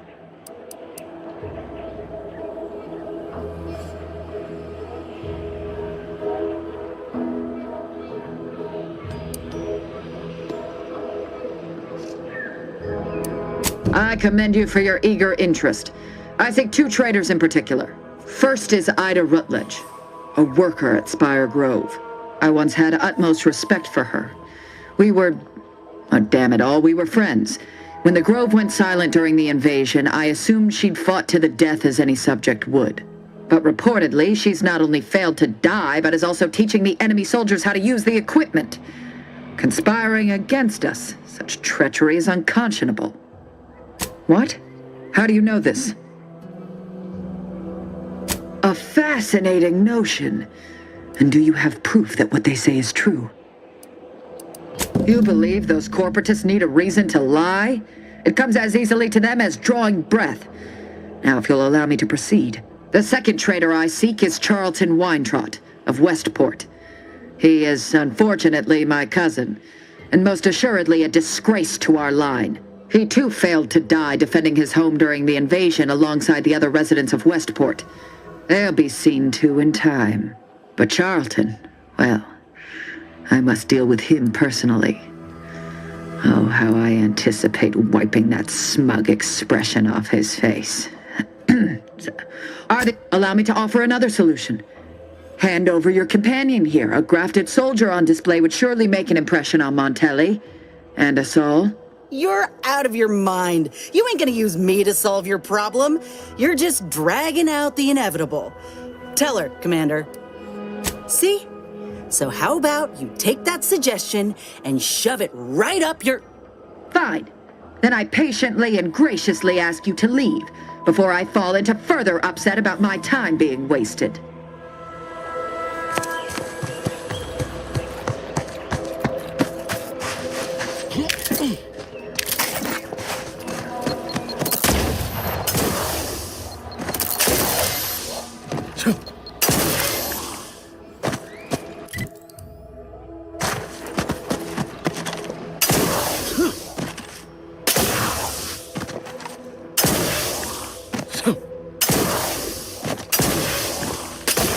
Give the word and I'll take care of him, Commander.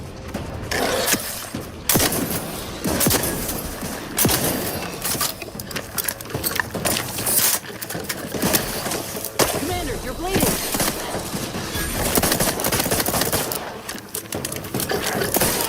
Trust issues, Commander.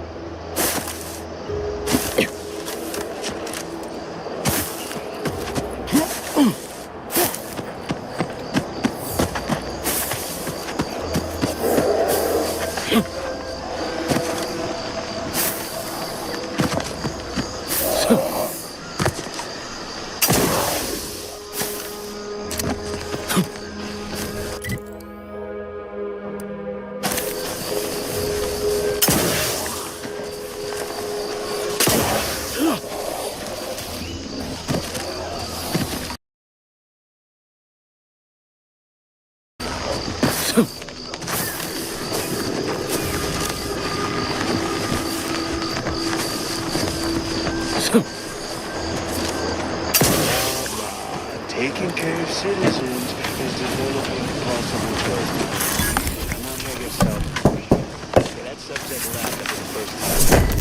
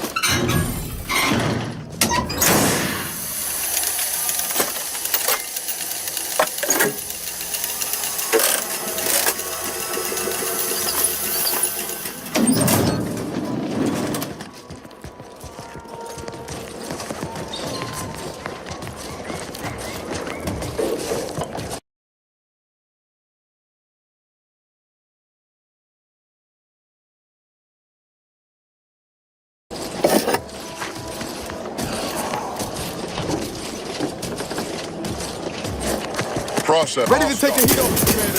Just say when.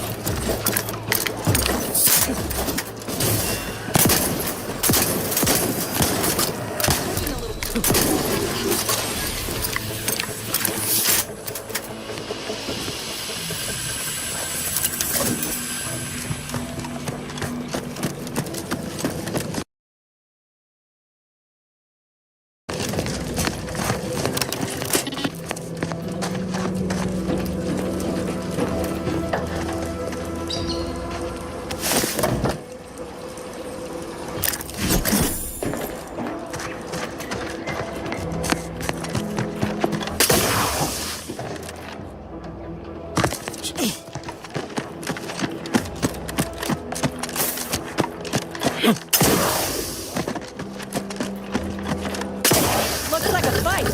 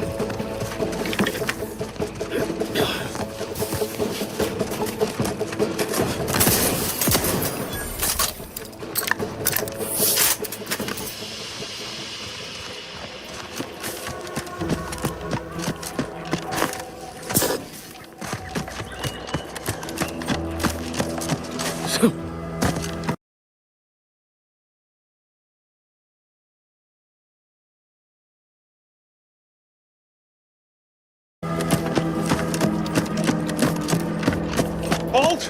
Don't come any closer. Oh, huh? It's a brawl. What's that noise?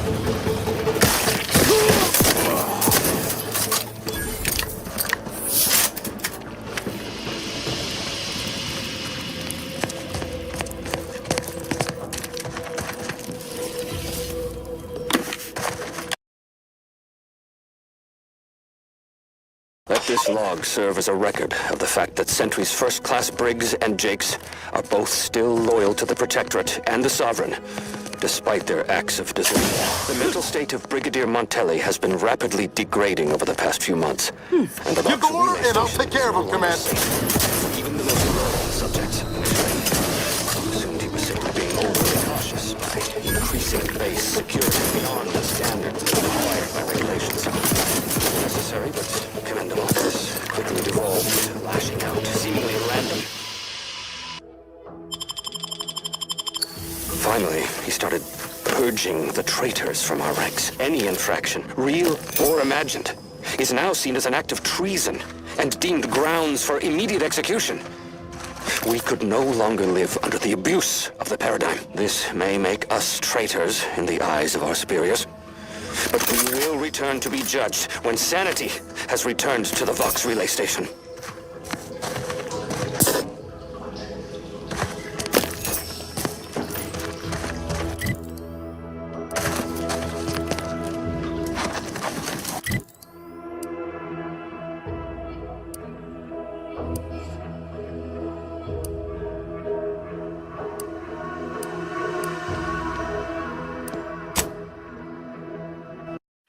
Too much Spacers ale. Try Auntie's Choice Pepper Pills. Good for what? Hell.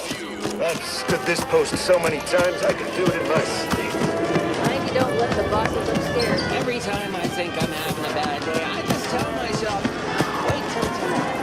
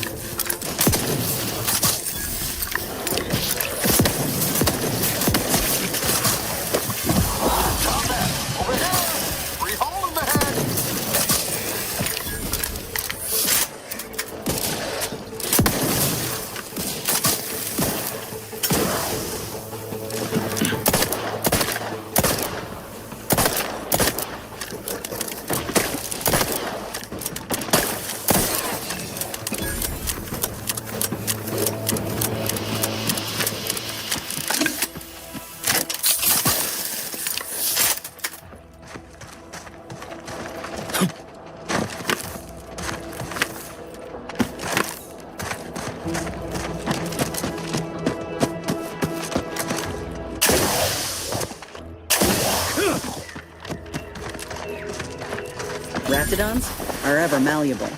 Eden doesn't want them around and they don't belong here. But they sure carved out a place for themselves. I can respect that. Armed and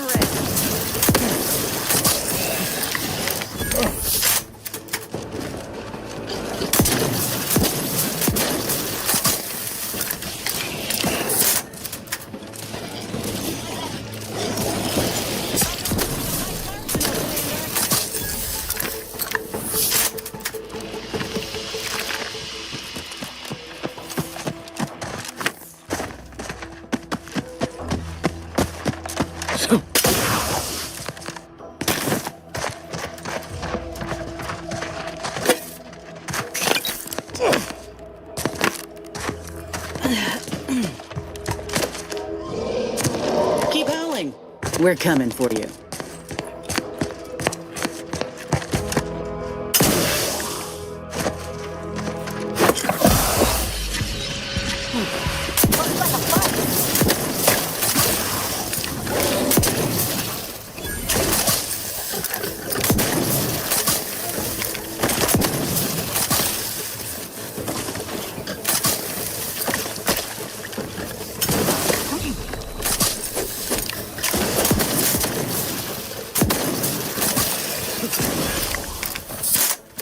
Let me know when you needed a stretch.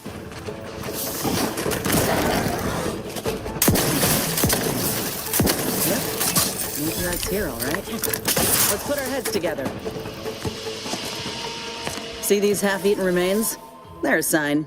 Matriarchs lose their appetite when they're on the verge of going into a state of torpor. She'll have retreated into hiding to conserve her energy. But I got one way to get her attention. Traveled on a ship all the way from Tau Ceti with an entire herd. Saw how the trainers handled them, or didn't. I learned best through observation. You know how Doc mentioned pheromones? Well, just so happened that I procured some Raptidon glandular extract in my travels. Should do the trick. A matriarch with 3 full stomachs ain't coming out of hibernation unless she senses a threat to her authority. She hates rivals. Old girl's apparently a very deep sleeper. Any other questions, or are you ready to meet this matriarch? I was inquiring more about your current manner of fortitude, but I'll take it. All right, let's do this.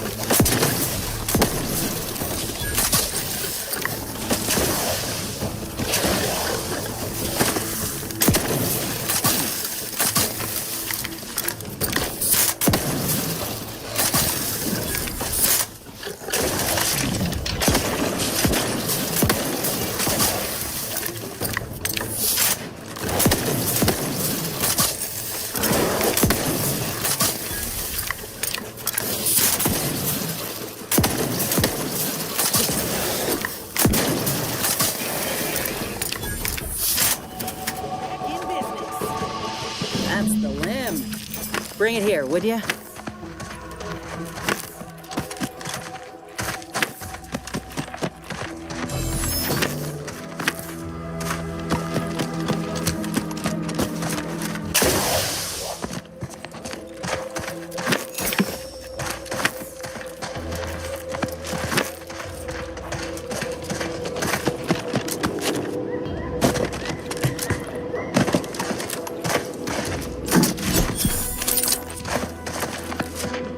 look at this part. That's twice the muscle mass of a Raptidon hunter. Undamaged nerve endings? Even the coloration's to my liking. Can't ever discount the aesthetics. You're no slouch, you know that? If we had more soldiers with your talent, we would have taken Eden months ago. You earned it. Whenever you're ready, we should head back to Fairfield. Have a word with Doc Tinsley now that I have both the skeleton and matriarch specimens. In honesty, I don't know which one I should ask Doc to patch me up with. Can't go wrong with either, but one could be the better choice. If you've got an opinion, I'm keen to hear it. The material we harvested from the skeleton crabble could allow me to fire off scalding shell shards. They'd pierce through armor easily, I imagine. And the part from the Raptidon matriarch should let me camouflage myself at will, like other Raps can. I'd be able to close the distance and heal you up without the enemy noticing. Exactly what I was thinking. I'm good to head to Doc's lab with the news and this part when you are.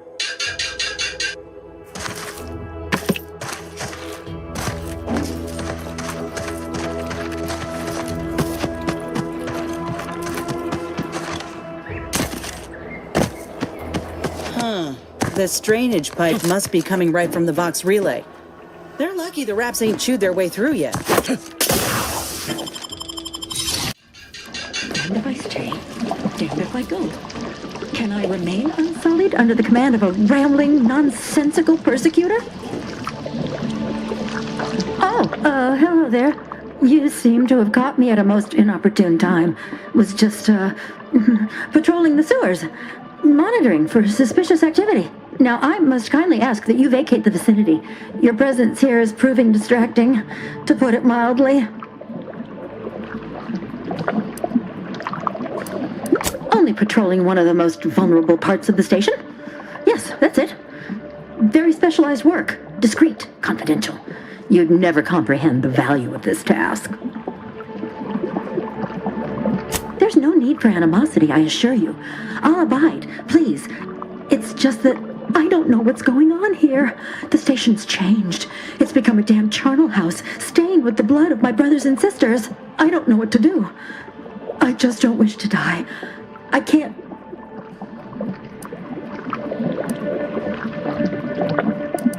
Everything happened so suddenly. The day we lost Fairfield, people began worrying. A soldier speculated on how it happened, how the Protectorate failed to protect our home. Next day, they were strung up, which was understandable, even though they should have just been refreshed. But then another went, and another, until bodies littered the base. All the while, Montelli has acted as if nothing is amiss. I couldn't stand the bloodshed anymore. I ran to the sewers to hide, and have been here ever since, scavenging what I can. What pathetic act of rebellion could I enact that would not earn me a justified bullet?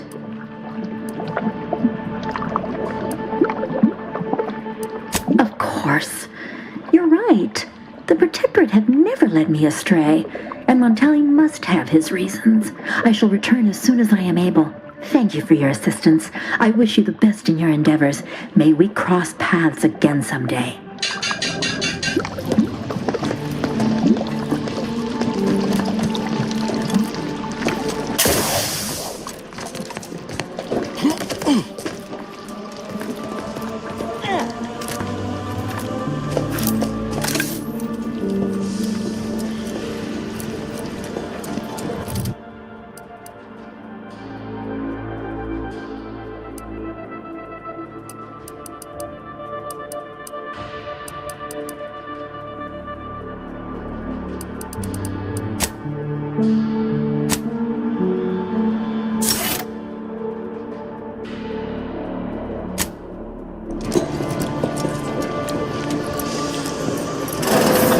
Bad company.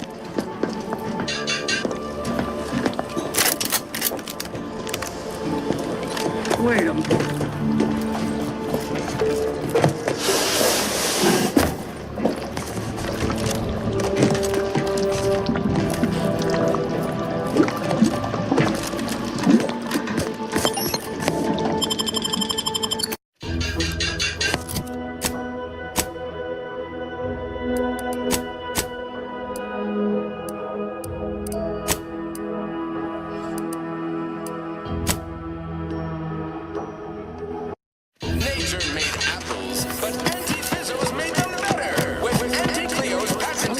get the feeling we're not welcome here? Like the Protectorate folks resent us liberating them. Nah, they know this is These rifts got me awful perturbed. Hard enough without some...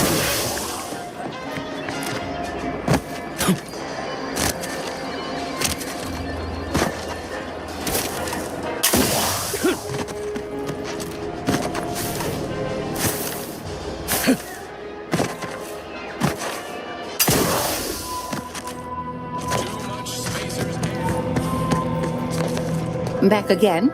I hope the hunting has gone well. Of course. I'm pleased that we now have 2 viable options. What do you make of them, Inez? The material we harvested from the skeleton crabble could allow me to fire off scalding shell shards. They'd pierce through armor easily, I imagine. And the part from the Raptidon matriarch should let me camouflage myself at will, like other Raps can. I'd be able to close the distance and heal you up without the enemy noticing. I believe either option would suit me fine. Then I will. And you know what? This makes me the first of Auntie's soldiers to graft with the skeleton's claw. I rather like the thought of being a pioneer. If you don't mind, I'll go ahead and take this spare part off your hands for my own research. Oh, the skeleton crabble will be a splendid match for you, Inez. Go on now. Get sorted while I get this machine up and running. Mind the Raptidon drool on the table. No need to be nervous. I promise. Thank you for the bedside manner, Commander. As you can tell, I've got a nervous temperament and jump at the sight of my own shadow. Enough distractions, please. I need the utmost focus for my work.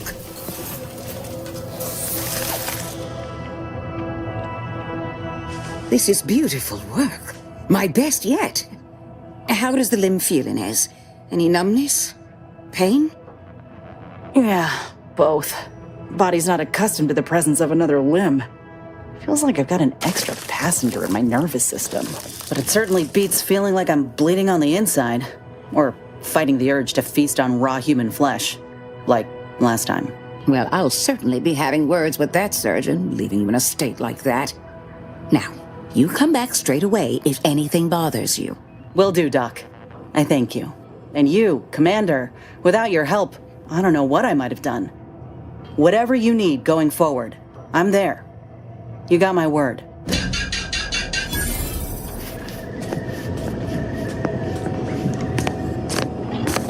I feel strange. In a good way. Auntie's documentation doesn't describe the side effects of grafting with a crabble, but so far, not hearing complaints from me. I'd say this officially puts me back in full fighting form. If you ever thought I might slow you down, you can give those fears a kiss goodnight. Rather kind of you to say. But we both know you can keep pace with just about anything on this island. I got a good feeling about this partnership of ours. Just want to reiterate that I'll make good on my end of the deal. I plan on proving my worth to you and to Auntie, no matter what it takes. I expect we're going to have quite the adventure together. I appreciate you hearing me out. We should move on.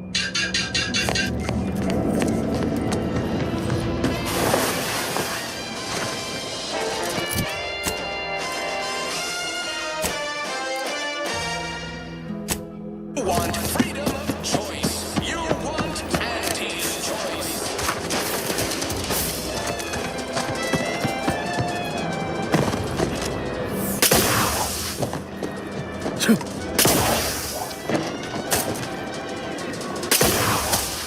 The target's not on the ground, recruits.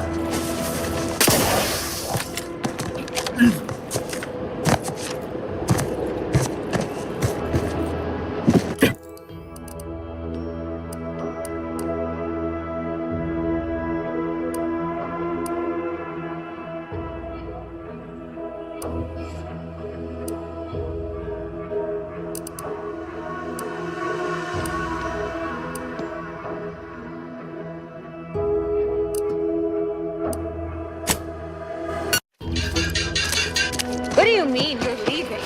Ship's over. Have a life outside the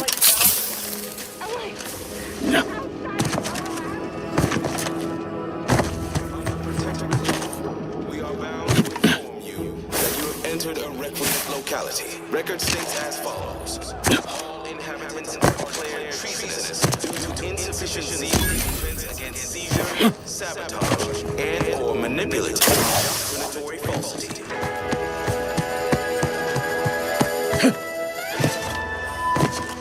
Our enemies envy our prosperity, disowning our sense of community. This is not shooting anymore. Visitors, huh? Just meandering about, free of any appointed minder? Not so sure I ought to be speaking with you. If you need someone to talk to hereabouts, I suggest you seek out Vigilant Hogarth. That tall, stately building back yonder is his domicile.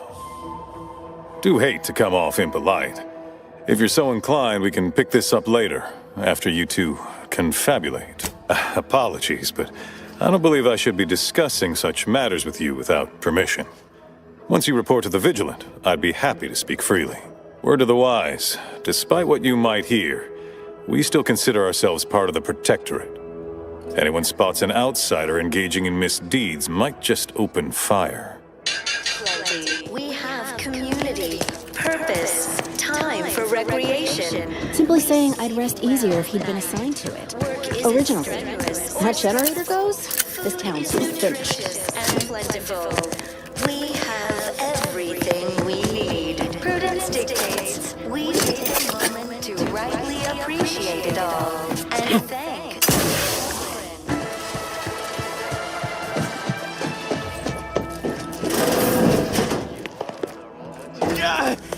Well, it's infected. Redstone arrives soon, we'll have to start cutting. Right now, the Paradigm needs our houses underwater. Hopefully it'll need them dry again someday, but until then, it's a short swim down to your possessions.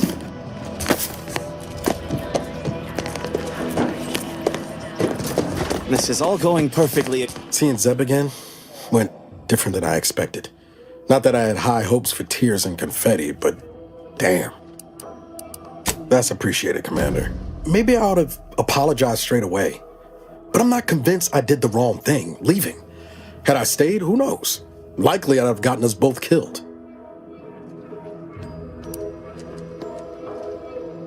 Let's just say my ambitions were bigger than my talents after I recovered from Horizon Point.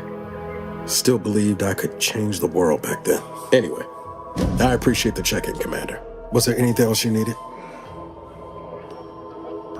Sure, always happy to tool around for a bit. What did you have in mind? My body is covered in But now, more than ever, we must all I was sad for a moment because my house got submerged in the flooding. doing your job with pride. Prudence dictates that we watch our neighbors. Your And they neighbors, just invite same as ever. But prudence dictates we give it a little extra added zeal for now, just to offset any minor disruption. The matriarch and... appeared right out of the aether. Just as I imagine our proud sentinels do. Like, here I am, your innermost thoughts are known to me, and nobody once hears from you again. Caught me reciting passages from a beacon to the cosmos, illustrating my steadfast fidelity. All subjects prosper under the guidance of our beneficent ruler, the Sovereign. That part always hits me directly. To quote my personal log, an essential passage, rightful and true. Charlton Weintrott. Oh, it's that, homespun metaphor. The protectorate as a happy, attentive family, the sovereign smiling beneficently at the head of the table, all such, so forth and the like. Say, you are every bit you seem, yes? Thoroughly on the up and up and in no way a hidden agent? It is widely known that a sentinel is required to stand revealed before rendering judgment. Why, a plot point about that featured prominently in the latest episode of I, Red Cloak. Of course you believe everything on the Aether Wave. I guess it would be stranger if you didn't swallow the propaganda, even if it does take some heavy dramatic license.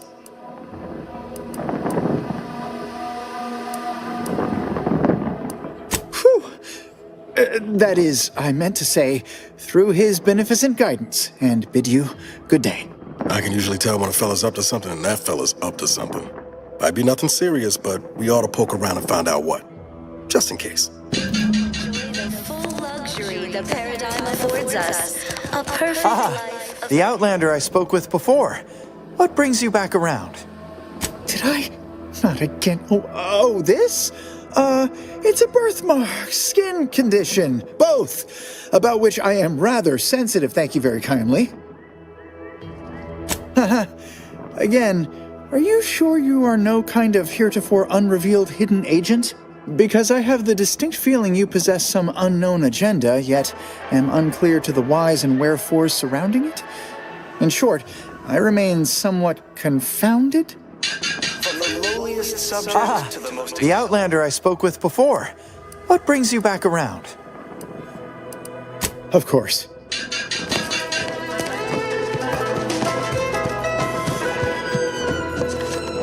The matriarch chose Eden because she recognized it as the perfect ecosystem.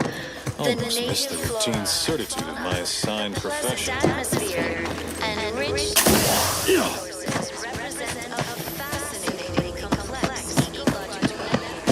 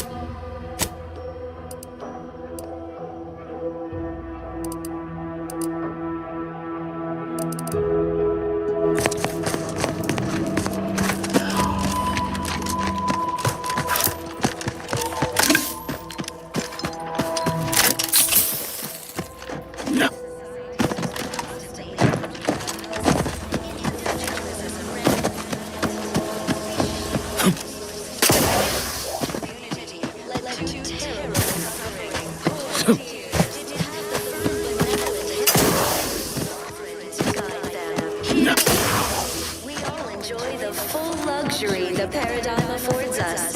A perfect life of contentment and plenty. We have community, purpose, Look who's back.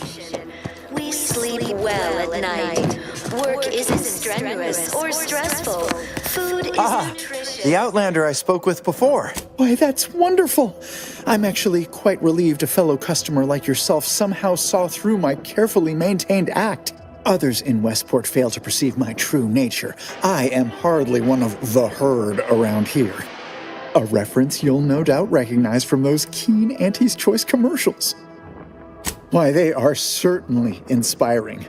There's this one character who just laughs at danger, says he hand makes his own luck. Is that not the grandest thing you ever heard? You and I are just like him. Get up and go-getters. Say, did Auntie's Choice send you here? Don't fret, I am exceedingly skilled at keeping secrets. If I am not the person for it, I would be most surprised. Do tell.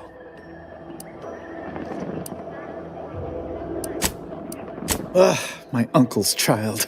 That side of the family is obstinate and mean. No, I'd hardly risk life and limb trying to convert her.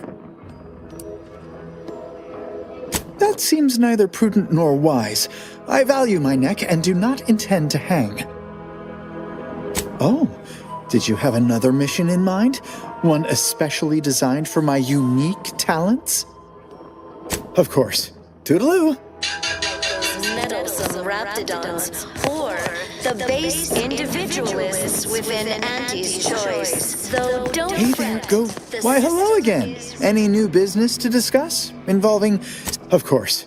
Toodaloo. Hey there, we must all do our part to maintain it. Keep doing your job with pride. Keep informing on your neighbors. Outsiders approaching the south gate. I see you have not brought my cousin to heal. Have you at least seen about Ida? Let me see that. Yes. Yes! This does appear to be hers.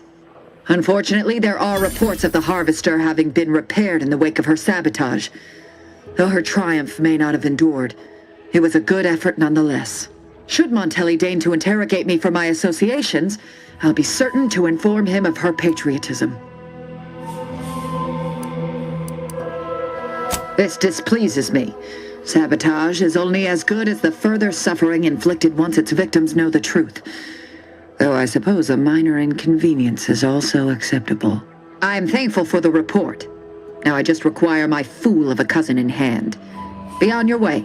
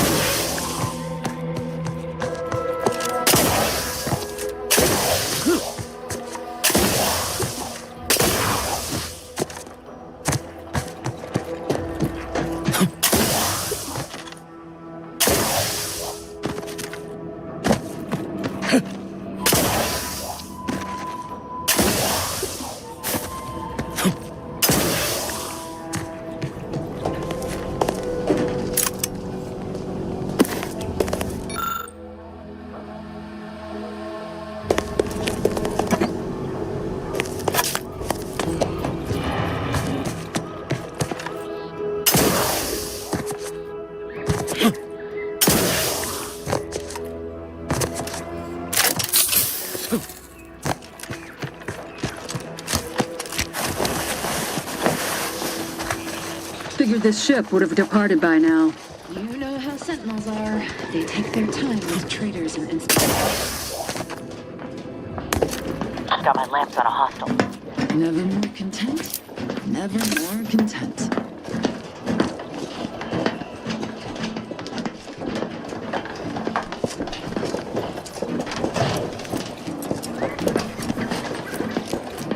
Gloria, Arcadia, never to be outshone. Our colony, Arcadia, our home.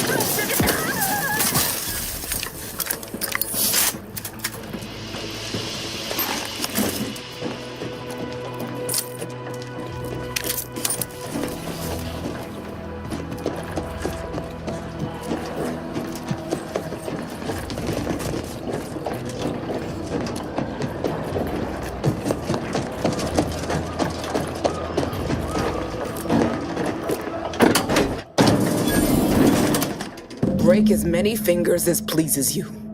Still won't change my tune. Wait, who are you? I'm certain I haven't seen you before. I remember all my oppressors. We're not Protectorate. We're your ticket out of this hotbox. Esculepe sent us. Esculepe? Zeb sent you? Wait, you're Niles, aren't you? Count on Zeb to go as far as raising the dead to help. But it's too late. I gather you haven't noticed the bodies in the pen here. Oh. The others don't look like they suffered easy deaths. What happened? Montelli, damn him! He executed March and Pharaoh outright, ranting about traitors. Then the Consul Sentinel arrived to conduct a preliminary interrogation. She tortured us for information. The others didn't survive her enthusiasm for the work. I'm only here because the Consul wants someone brought back to him, alive. Lucky me. Thanks. Can't take all the credit, though. The Sentinel seemed spent by the time she got to me. Wore herself out on the others, I guess. Quick, though, before I forget or we're interrupted, I memorized the cipher. It's O2519W. Should help Zeb decode the intelligence we sent him a whole lot faster.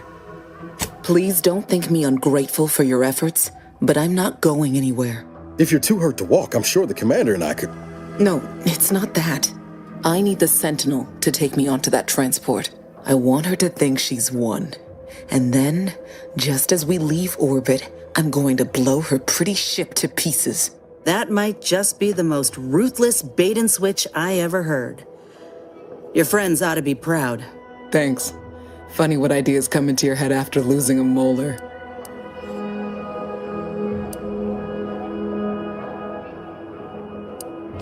I'm no martyr. If there was another way to protect Zebulon and our cell, I'd take it. But if I escape, the Protectorate will pursue me, and everyone I care about will be in danger. I'll make it look like an accident. Mechanical failure. When I was being tortured, I saw some frayed wires near the fuel system. With the right spark, I think I can ignite it. I have my doubts. Even if she managed to spark a few wires, that ship's bound to have a fire suppression system. It would kick in if there was any real ignition. What do you propose, then? Not blowing yourself up, for starters. You know how relentless the Protectorate is. But if I die, that's the end of it. The Consul will turn his attention elsewhere, and our cause can continue in the shadows. Please, if you can help me sabotage the transport, then help me. We don't have much time. Might be I could sabotage the transport from the outside. Make it look like negligent maintenance. What do you think, Commander? Yes, Commander. Stay put. Shouldn't take me too long. Done. Won't go into the particulars, but you can trust that ship will blow the moment it hits orbit. Excellent work. I see why Zebulon liked having you around. I'd say I won't forget how you've helped me, but, well, you know. Tell Zeb... The bravest thing I ever did was start thinking for myself.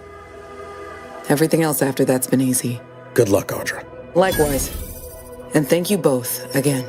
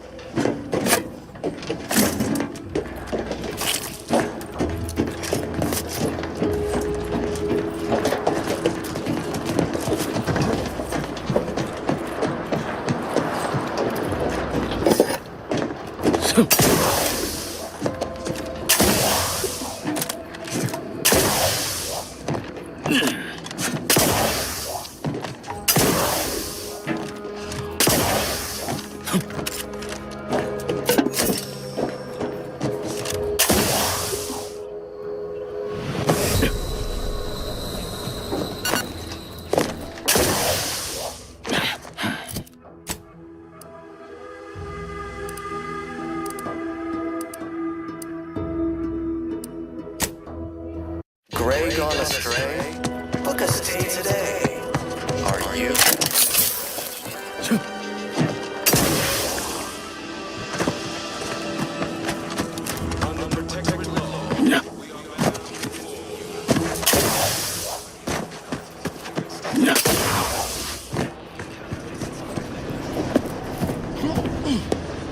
You've returned, but where are the others?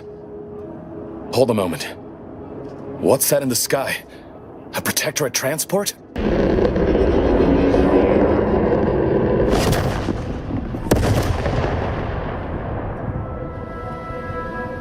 What in the blazes was that? What of my team? That wasn't the vessel sent for them, was it? Tell me they were not on board. And you didn't think to dissuade her? Damn it, Niles! Our cause isn't served by more corpses. You're right. I apologize. Audra was never one for half measures. I know all too well how stubborn she can be. Still, her loss will be felt. Was she at least able to give you the cipher before the end? I wish the success of this venture had not come at such a terrible cost. But at least it was not for nothing.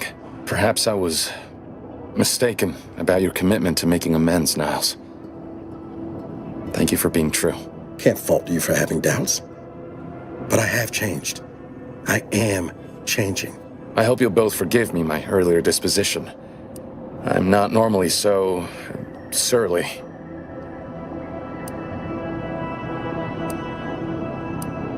I'm pleased Niles has found such a supportive friend and ally. That's a rare thing in this colony. I haven't much to reward you with, but take this. It's something I had started on for Niles long ago.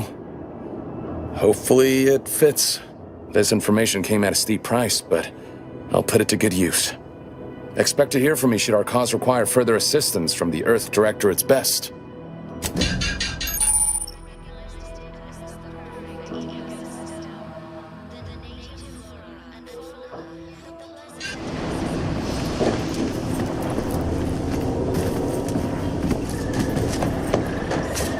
Got time for a debrief, Commander?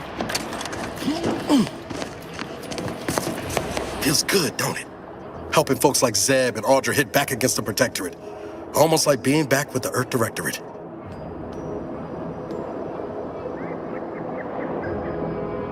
Yeah. Guess I am. First time in a long time I felt something kin to hope. It's easy to focus on all that's going wrong, but wins ought to be celebrated too. On Triangular, might have suggested going for drinks somewhere they don't come with fuel, but here, I think we'll have to settle for patting each other on the back. Shucks, Commander. I'm gonna get top-heavy you keep paying me compliments like that. Thanks again for going out of your way to help Zeb. Now I can focus on hunting down the Vrees without feeling like I've got a rabid sprat in my back pocket.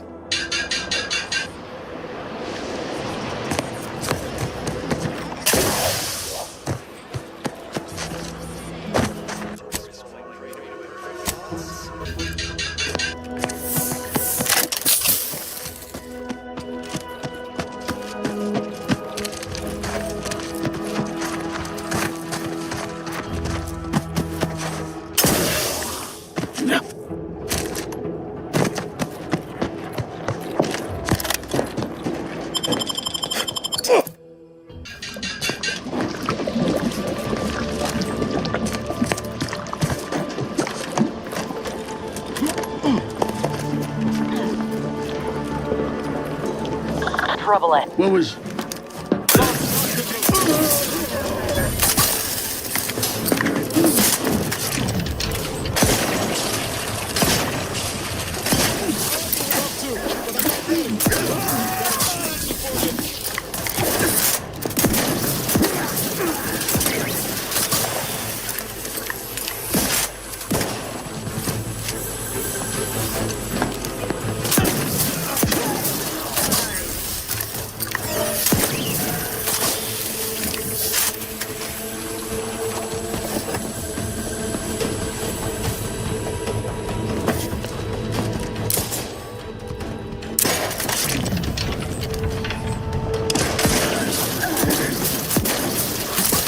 Refilling my weapon.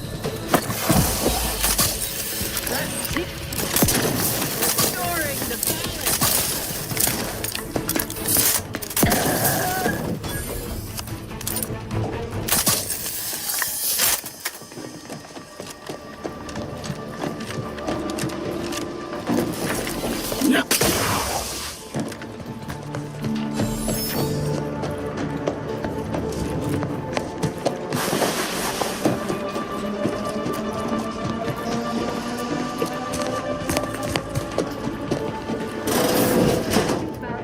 Heads up.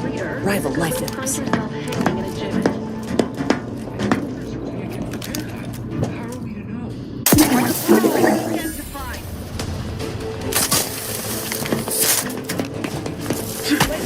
Track ready to wait.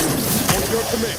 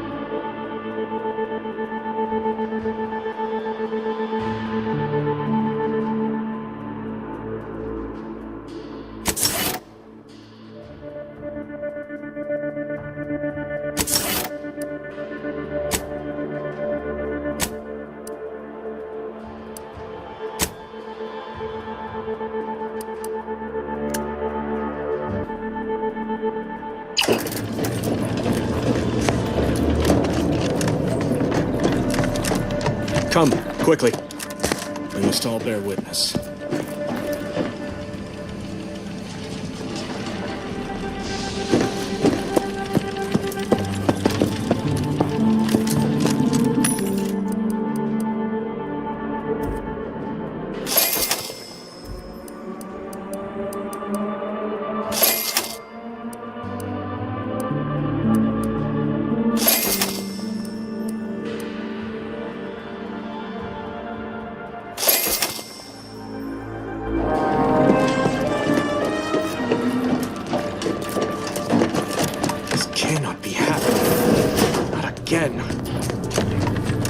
Putting traders on display like that's one way to send a message. Can't be too good for morale, though.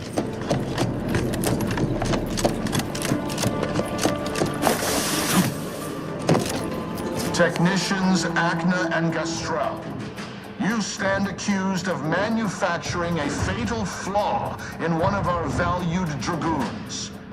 Have you any last words to express your shame? That Dragoon was already defective. Oh, we were only rebuilding the logic assembly so that... At last, the truth alights.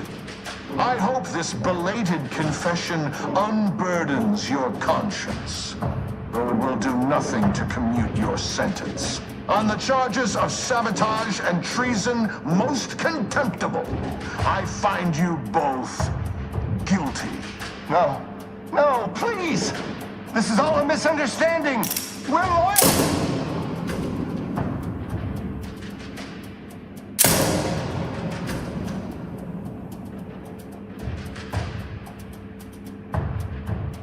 More loyal subjects executed.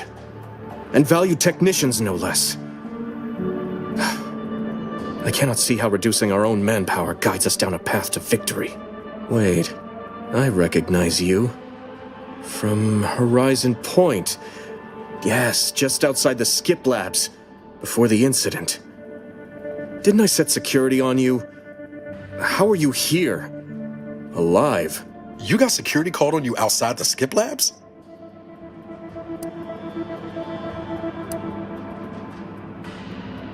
Oh, you do care.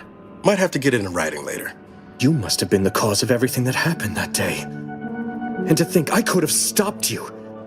Perhaps I would have, if I'd not been so vexed over mere demerits. What would make me feel better is a long hour with a bottle of prestige gin. And if you had never resurfaced from the darkest corner of my mind. Now I will be forced to slay you in a fashion undesirable to us both, and hope I can explain your unlawful ingress to Montelli.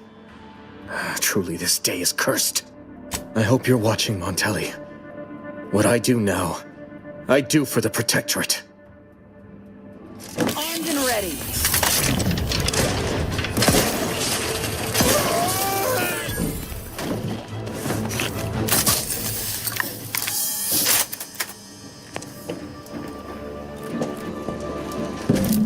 Might have a problem.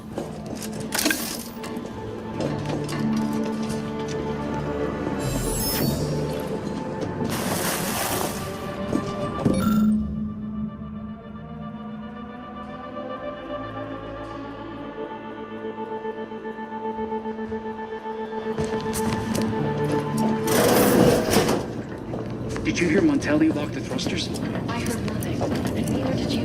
But if the Vox relay launches, we won't be able to change its trajectory. It could land on one of our towns. No. Hope some perusal is due.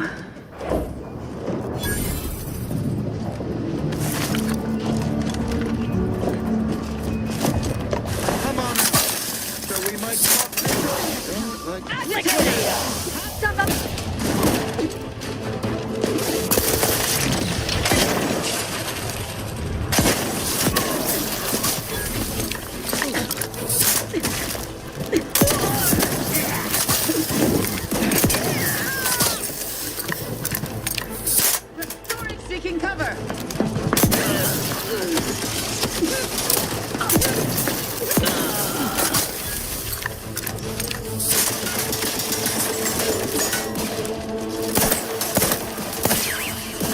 Looking a little woozy there, Commander. My aftermarket parts are prime.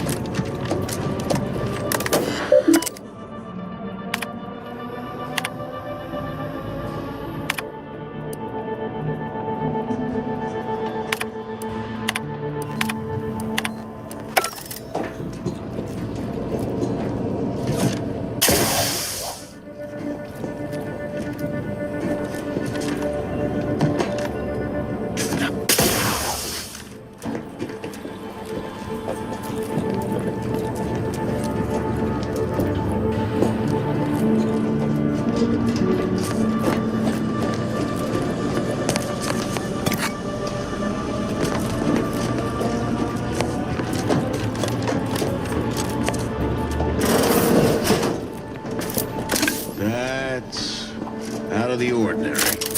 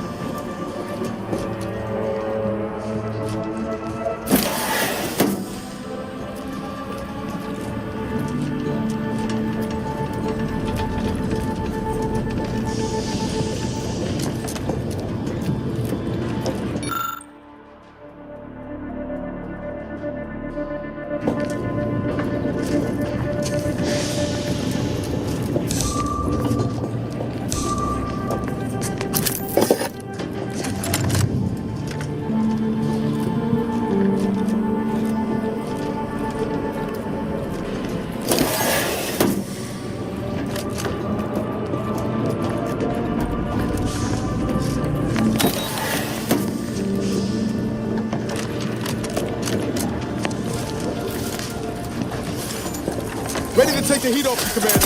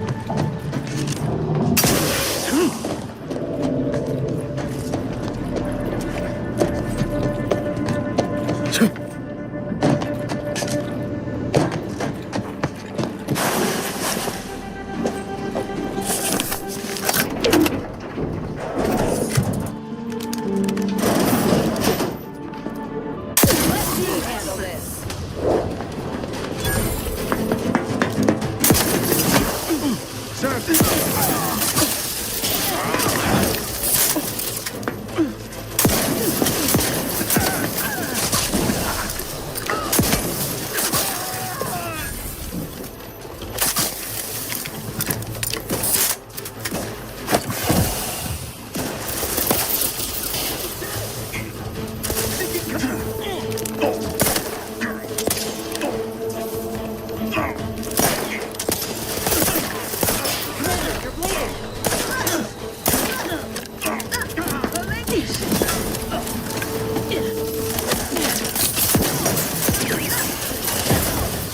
me know when you need a distraction.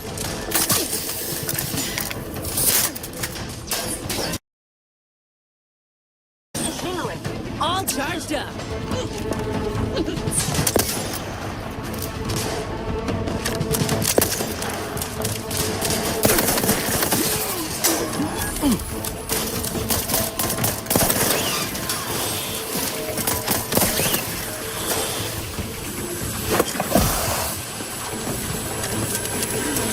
We're getting up without help, Commander.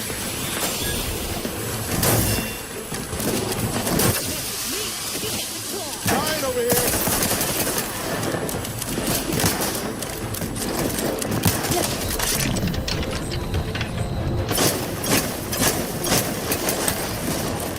Help me end this fight on my feet.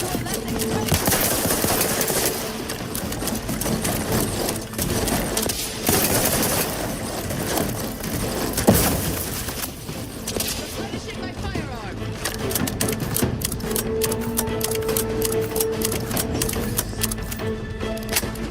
Seeking cover.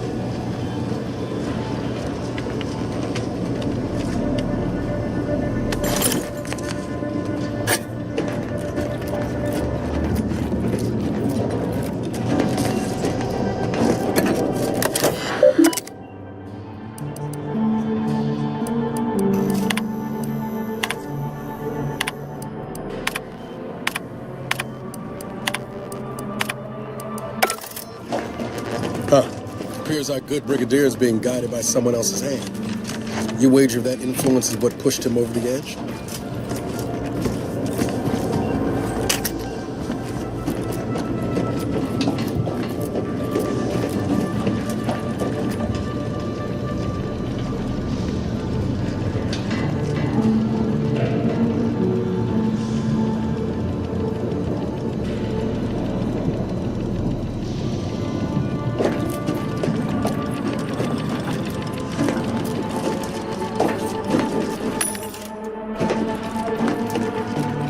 Evidently, yes. What now? Ah, an intruder. Of course. I was warned the paradigm would test me, and here you have arrived.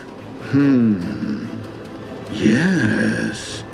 Dispatching you may yet grant me the opportunity to show my unimpeachable quality. This piece of work's been on a murder spree and has the nerve to call himself unimpeachable. Let's tread lightly. Don't want to stir up more of his crazy.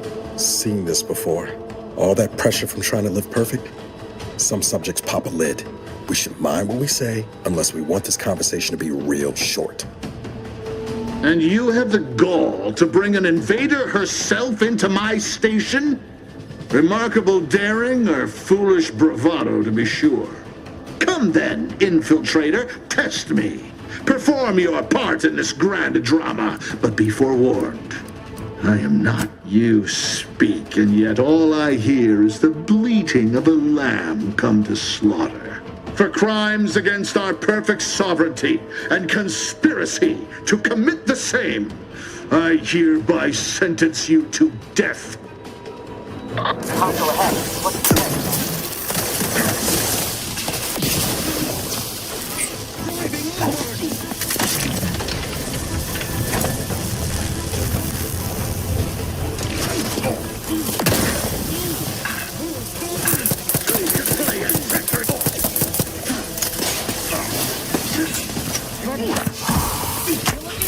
Ready to take the heat off you, Commander. Just say when.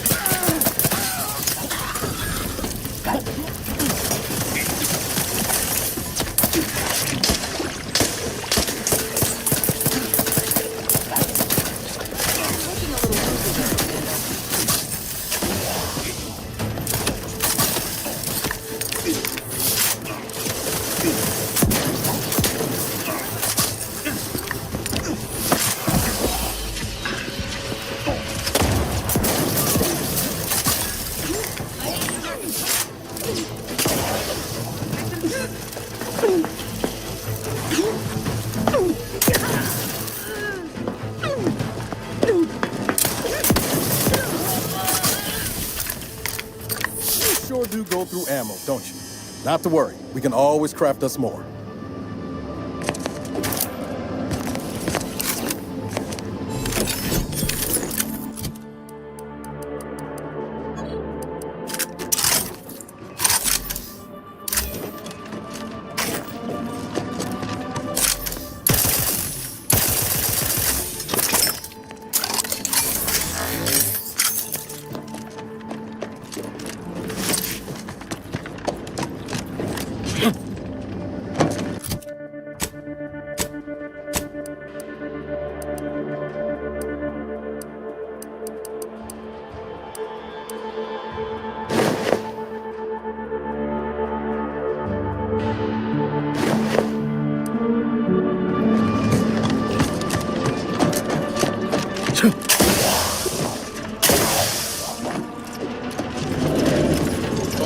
Control.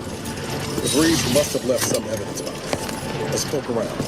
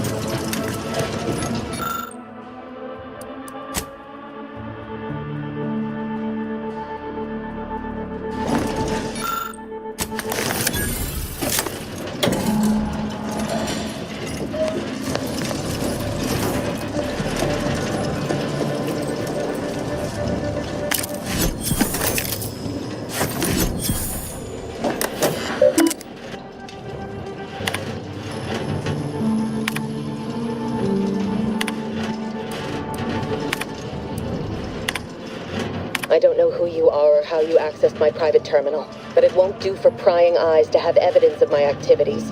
I've triggered the Vox Relay failsafe ejection routine. But worry not.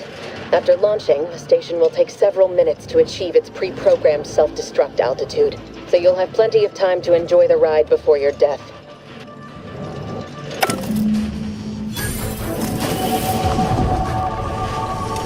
We gotta do something. If the Vox crashes into Fairfield, it'll kill a whole lot of my people and innocent civilians. Use the control panel. Do the right thing. It's a relief to hear you say so. Go on then, Commander. We're short on time as it is. Commander, we need to go.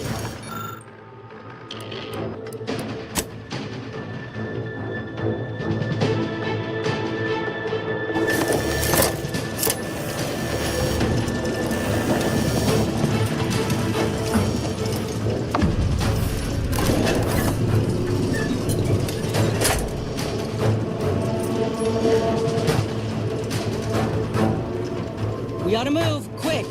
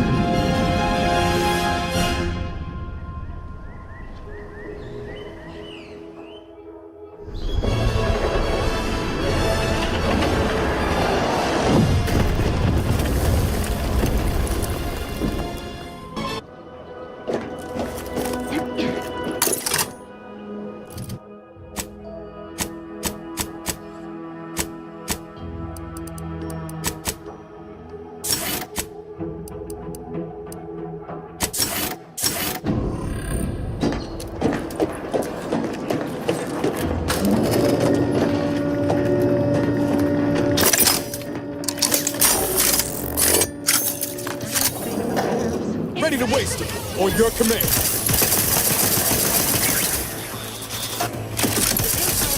Outside.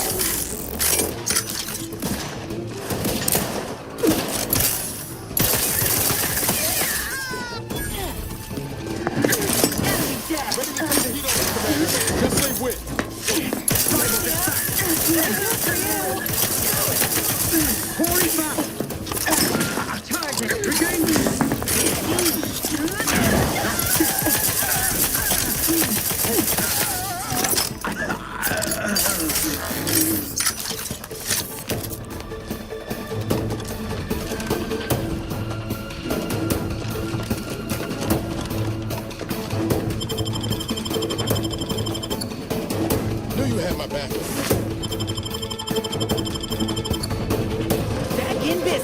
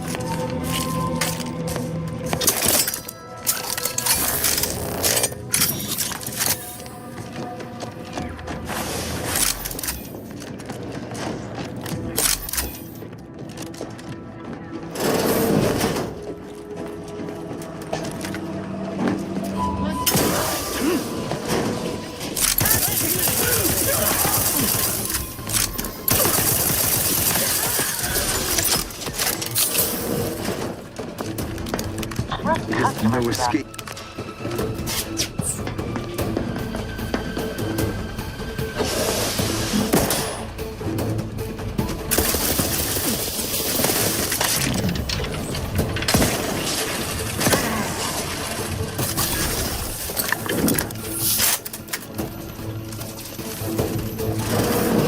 Disrupting cover!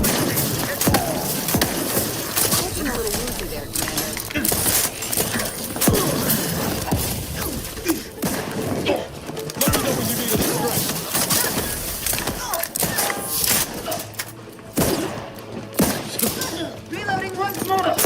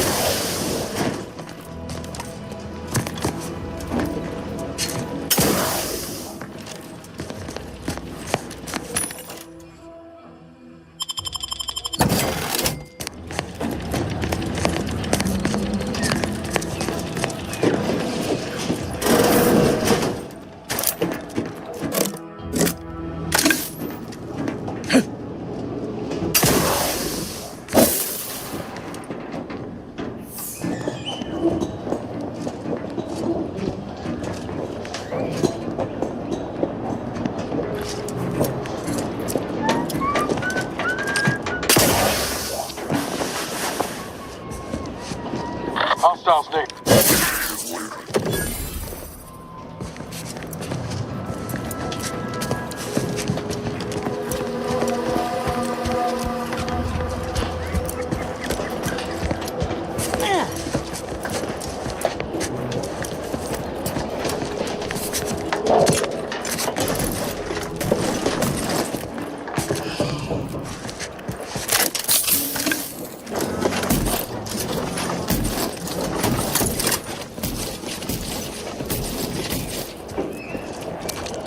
Security. Give the order, and I'll take care of him, Commander.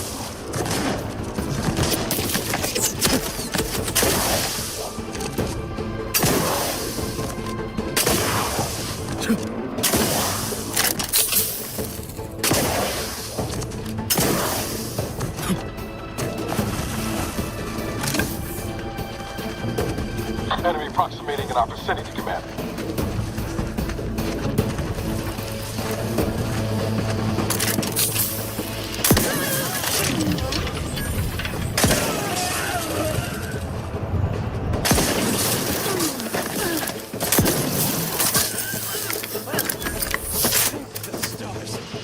I was sure. Thank you for saving me. I wish I could return your kindness in some capacity, but I left everything behind when I fled. Though you're most welcome to my old Protectorate equipment on that ledge. I won't require any of it from here on out. That part of my life is behind me for good, it seems. The commander of the base to the east, Brigadier Montelli, has gone mad. He's executing loyal subjects as traitors on a whim, without even a mention of refreshment. He claims his actions are in the name of the Sovereign, but nothing he does is in alignment with the paradigm. He's obviously ill and needs to be removed. My partner and I are loyal subjects of the Protectorate, but we were forced to flee after pointing out the obvious. Is everyone so oblivious that they can't see what is going on? I was to meet my partner in a cave to the northwest of here. We were going to hide until the current Montelli crisis has been resolved. I fled Montelli, but I'm still loyal. Once I stop shaking, I'll continue on my way. Thank you again, stranger. I owe you my life.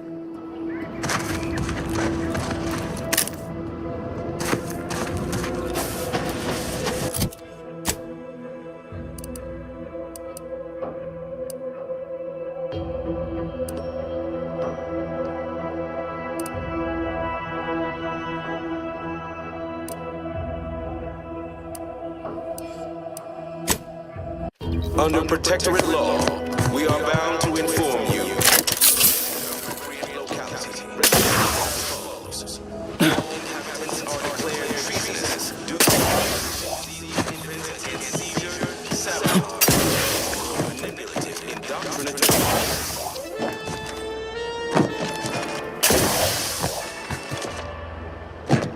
Our enemies envy our prosperity, disdain our sense of community. They sneer at our contentment.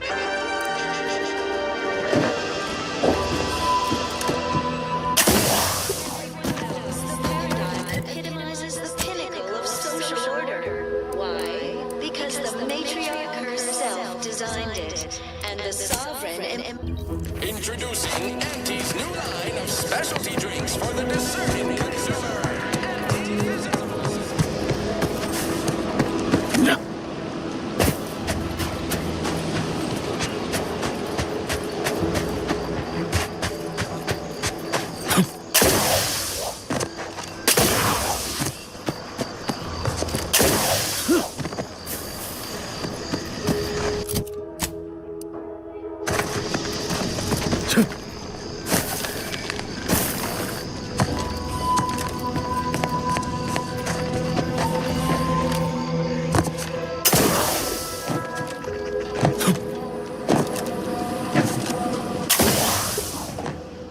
Ah, there you are. I was expecting you 4 minutes and 27 seconds ago. But never mind that.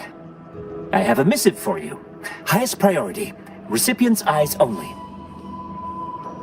All I can tell you is that it is from Arcadia's most judicious custodians, the Order of the Ascendant. I am not privy to any information beyond that. Oh, they did also say it was important. I was tasked 6 months ago to deliver it to whomever ship was at this landing pad at this exact time. Well, 4 minutes ago, like I said. All other questions may be answered by viewing the missive, I expect. Farewell, and as they say, may all your endeavors come to fruition.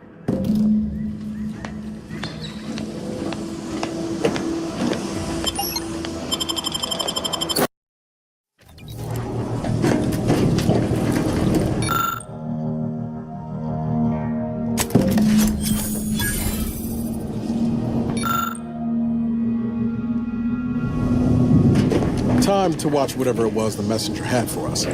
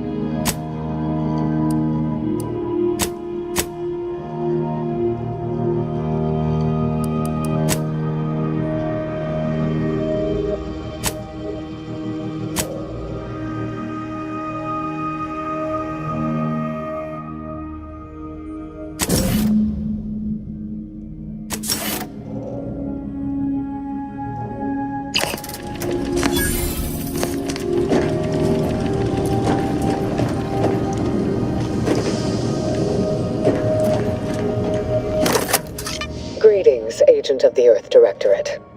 I am Ruth Bassar, Presiding Bishop of the Order of the Ascendant.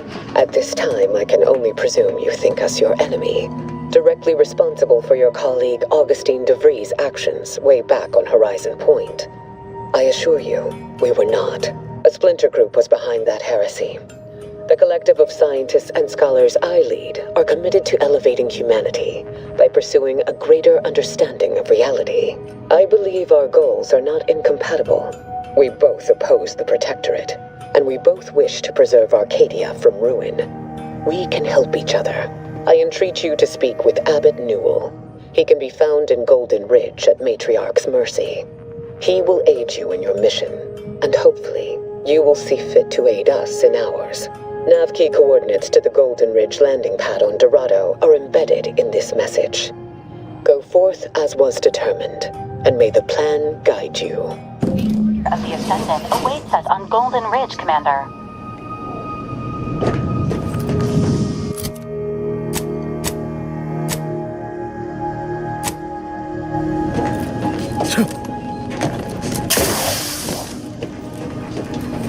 Commander, the nav key coordinates supplied by the presiding bishop of the Order have been verified. Landing in Golden Ridge is now possible. Additionally, we are also able to land in Free Market Station due to the Astrogator's progress with the updates necessitated by its rebuild. Free Market Station is an independent marketplace, the only one in the system. It is called such as it was built out of a crashed Auntie's Choice freighter by that name. Agent Ibarra frequented it occasionally after the invasion. He said it was a good place to find newfangled gadgets and stolen prototypes and whatnot. Agent Ibarra prioritized your recovery above pursuing Agent de Vries. This involved disassembling and rebuilding the Astrogator to allow the Incognito to travel to your location. As the rebuilding process progresses, old nav keys may be unlocked. Unfortunately, most of them are likely not recoverable. Golden Ridge is located on Dorado. It is home to the Alexandra Monastery and Matriarch's Mercy, as well as previously being a center for mining Zeranium.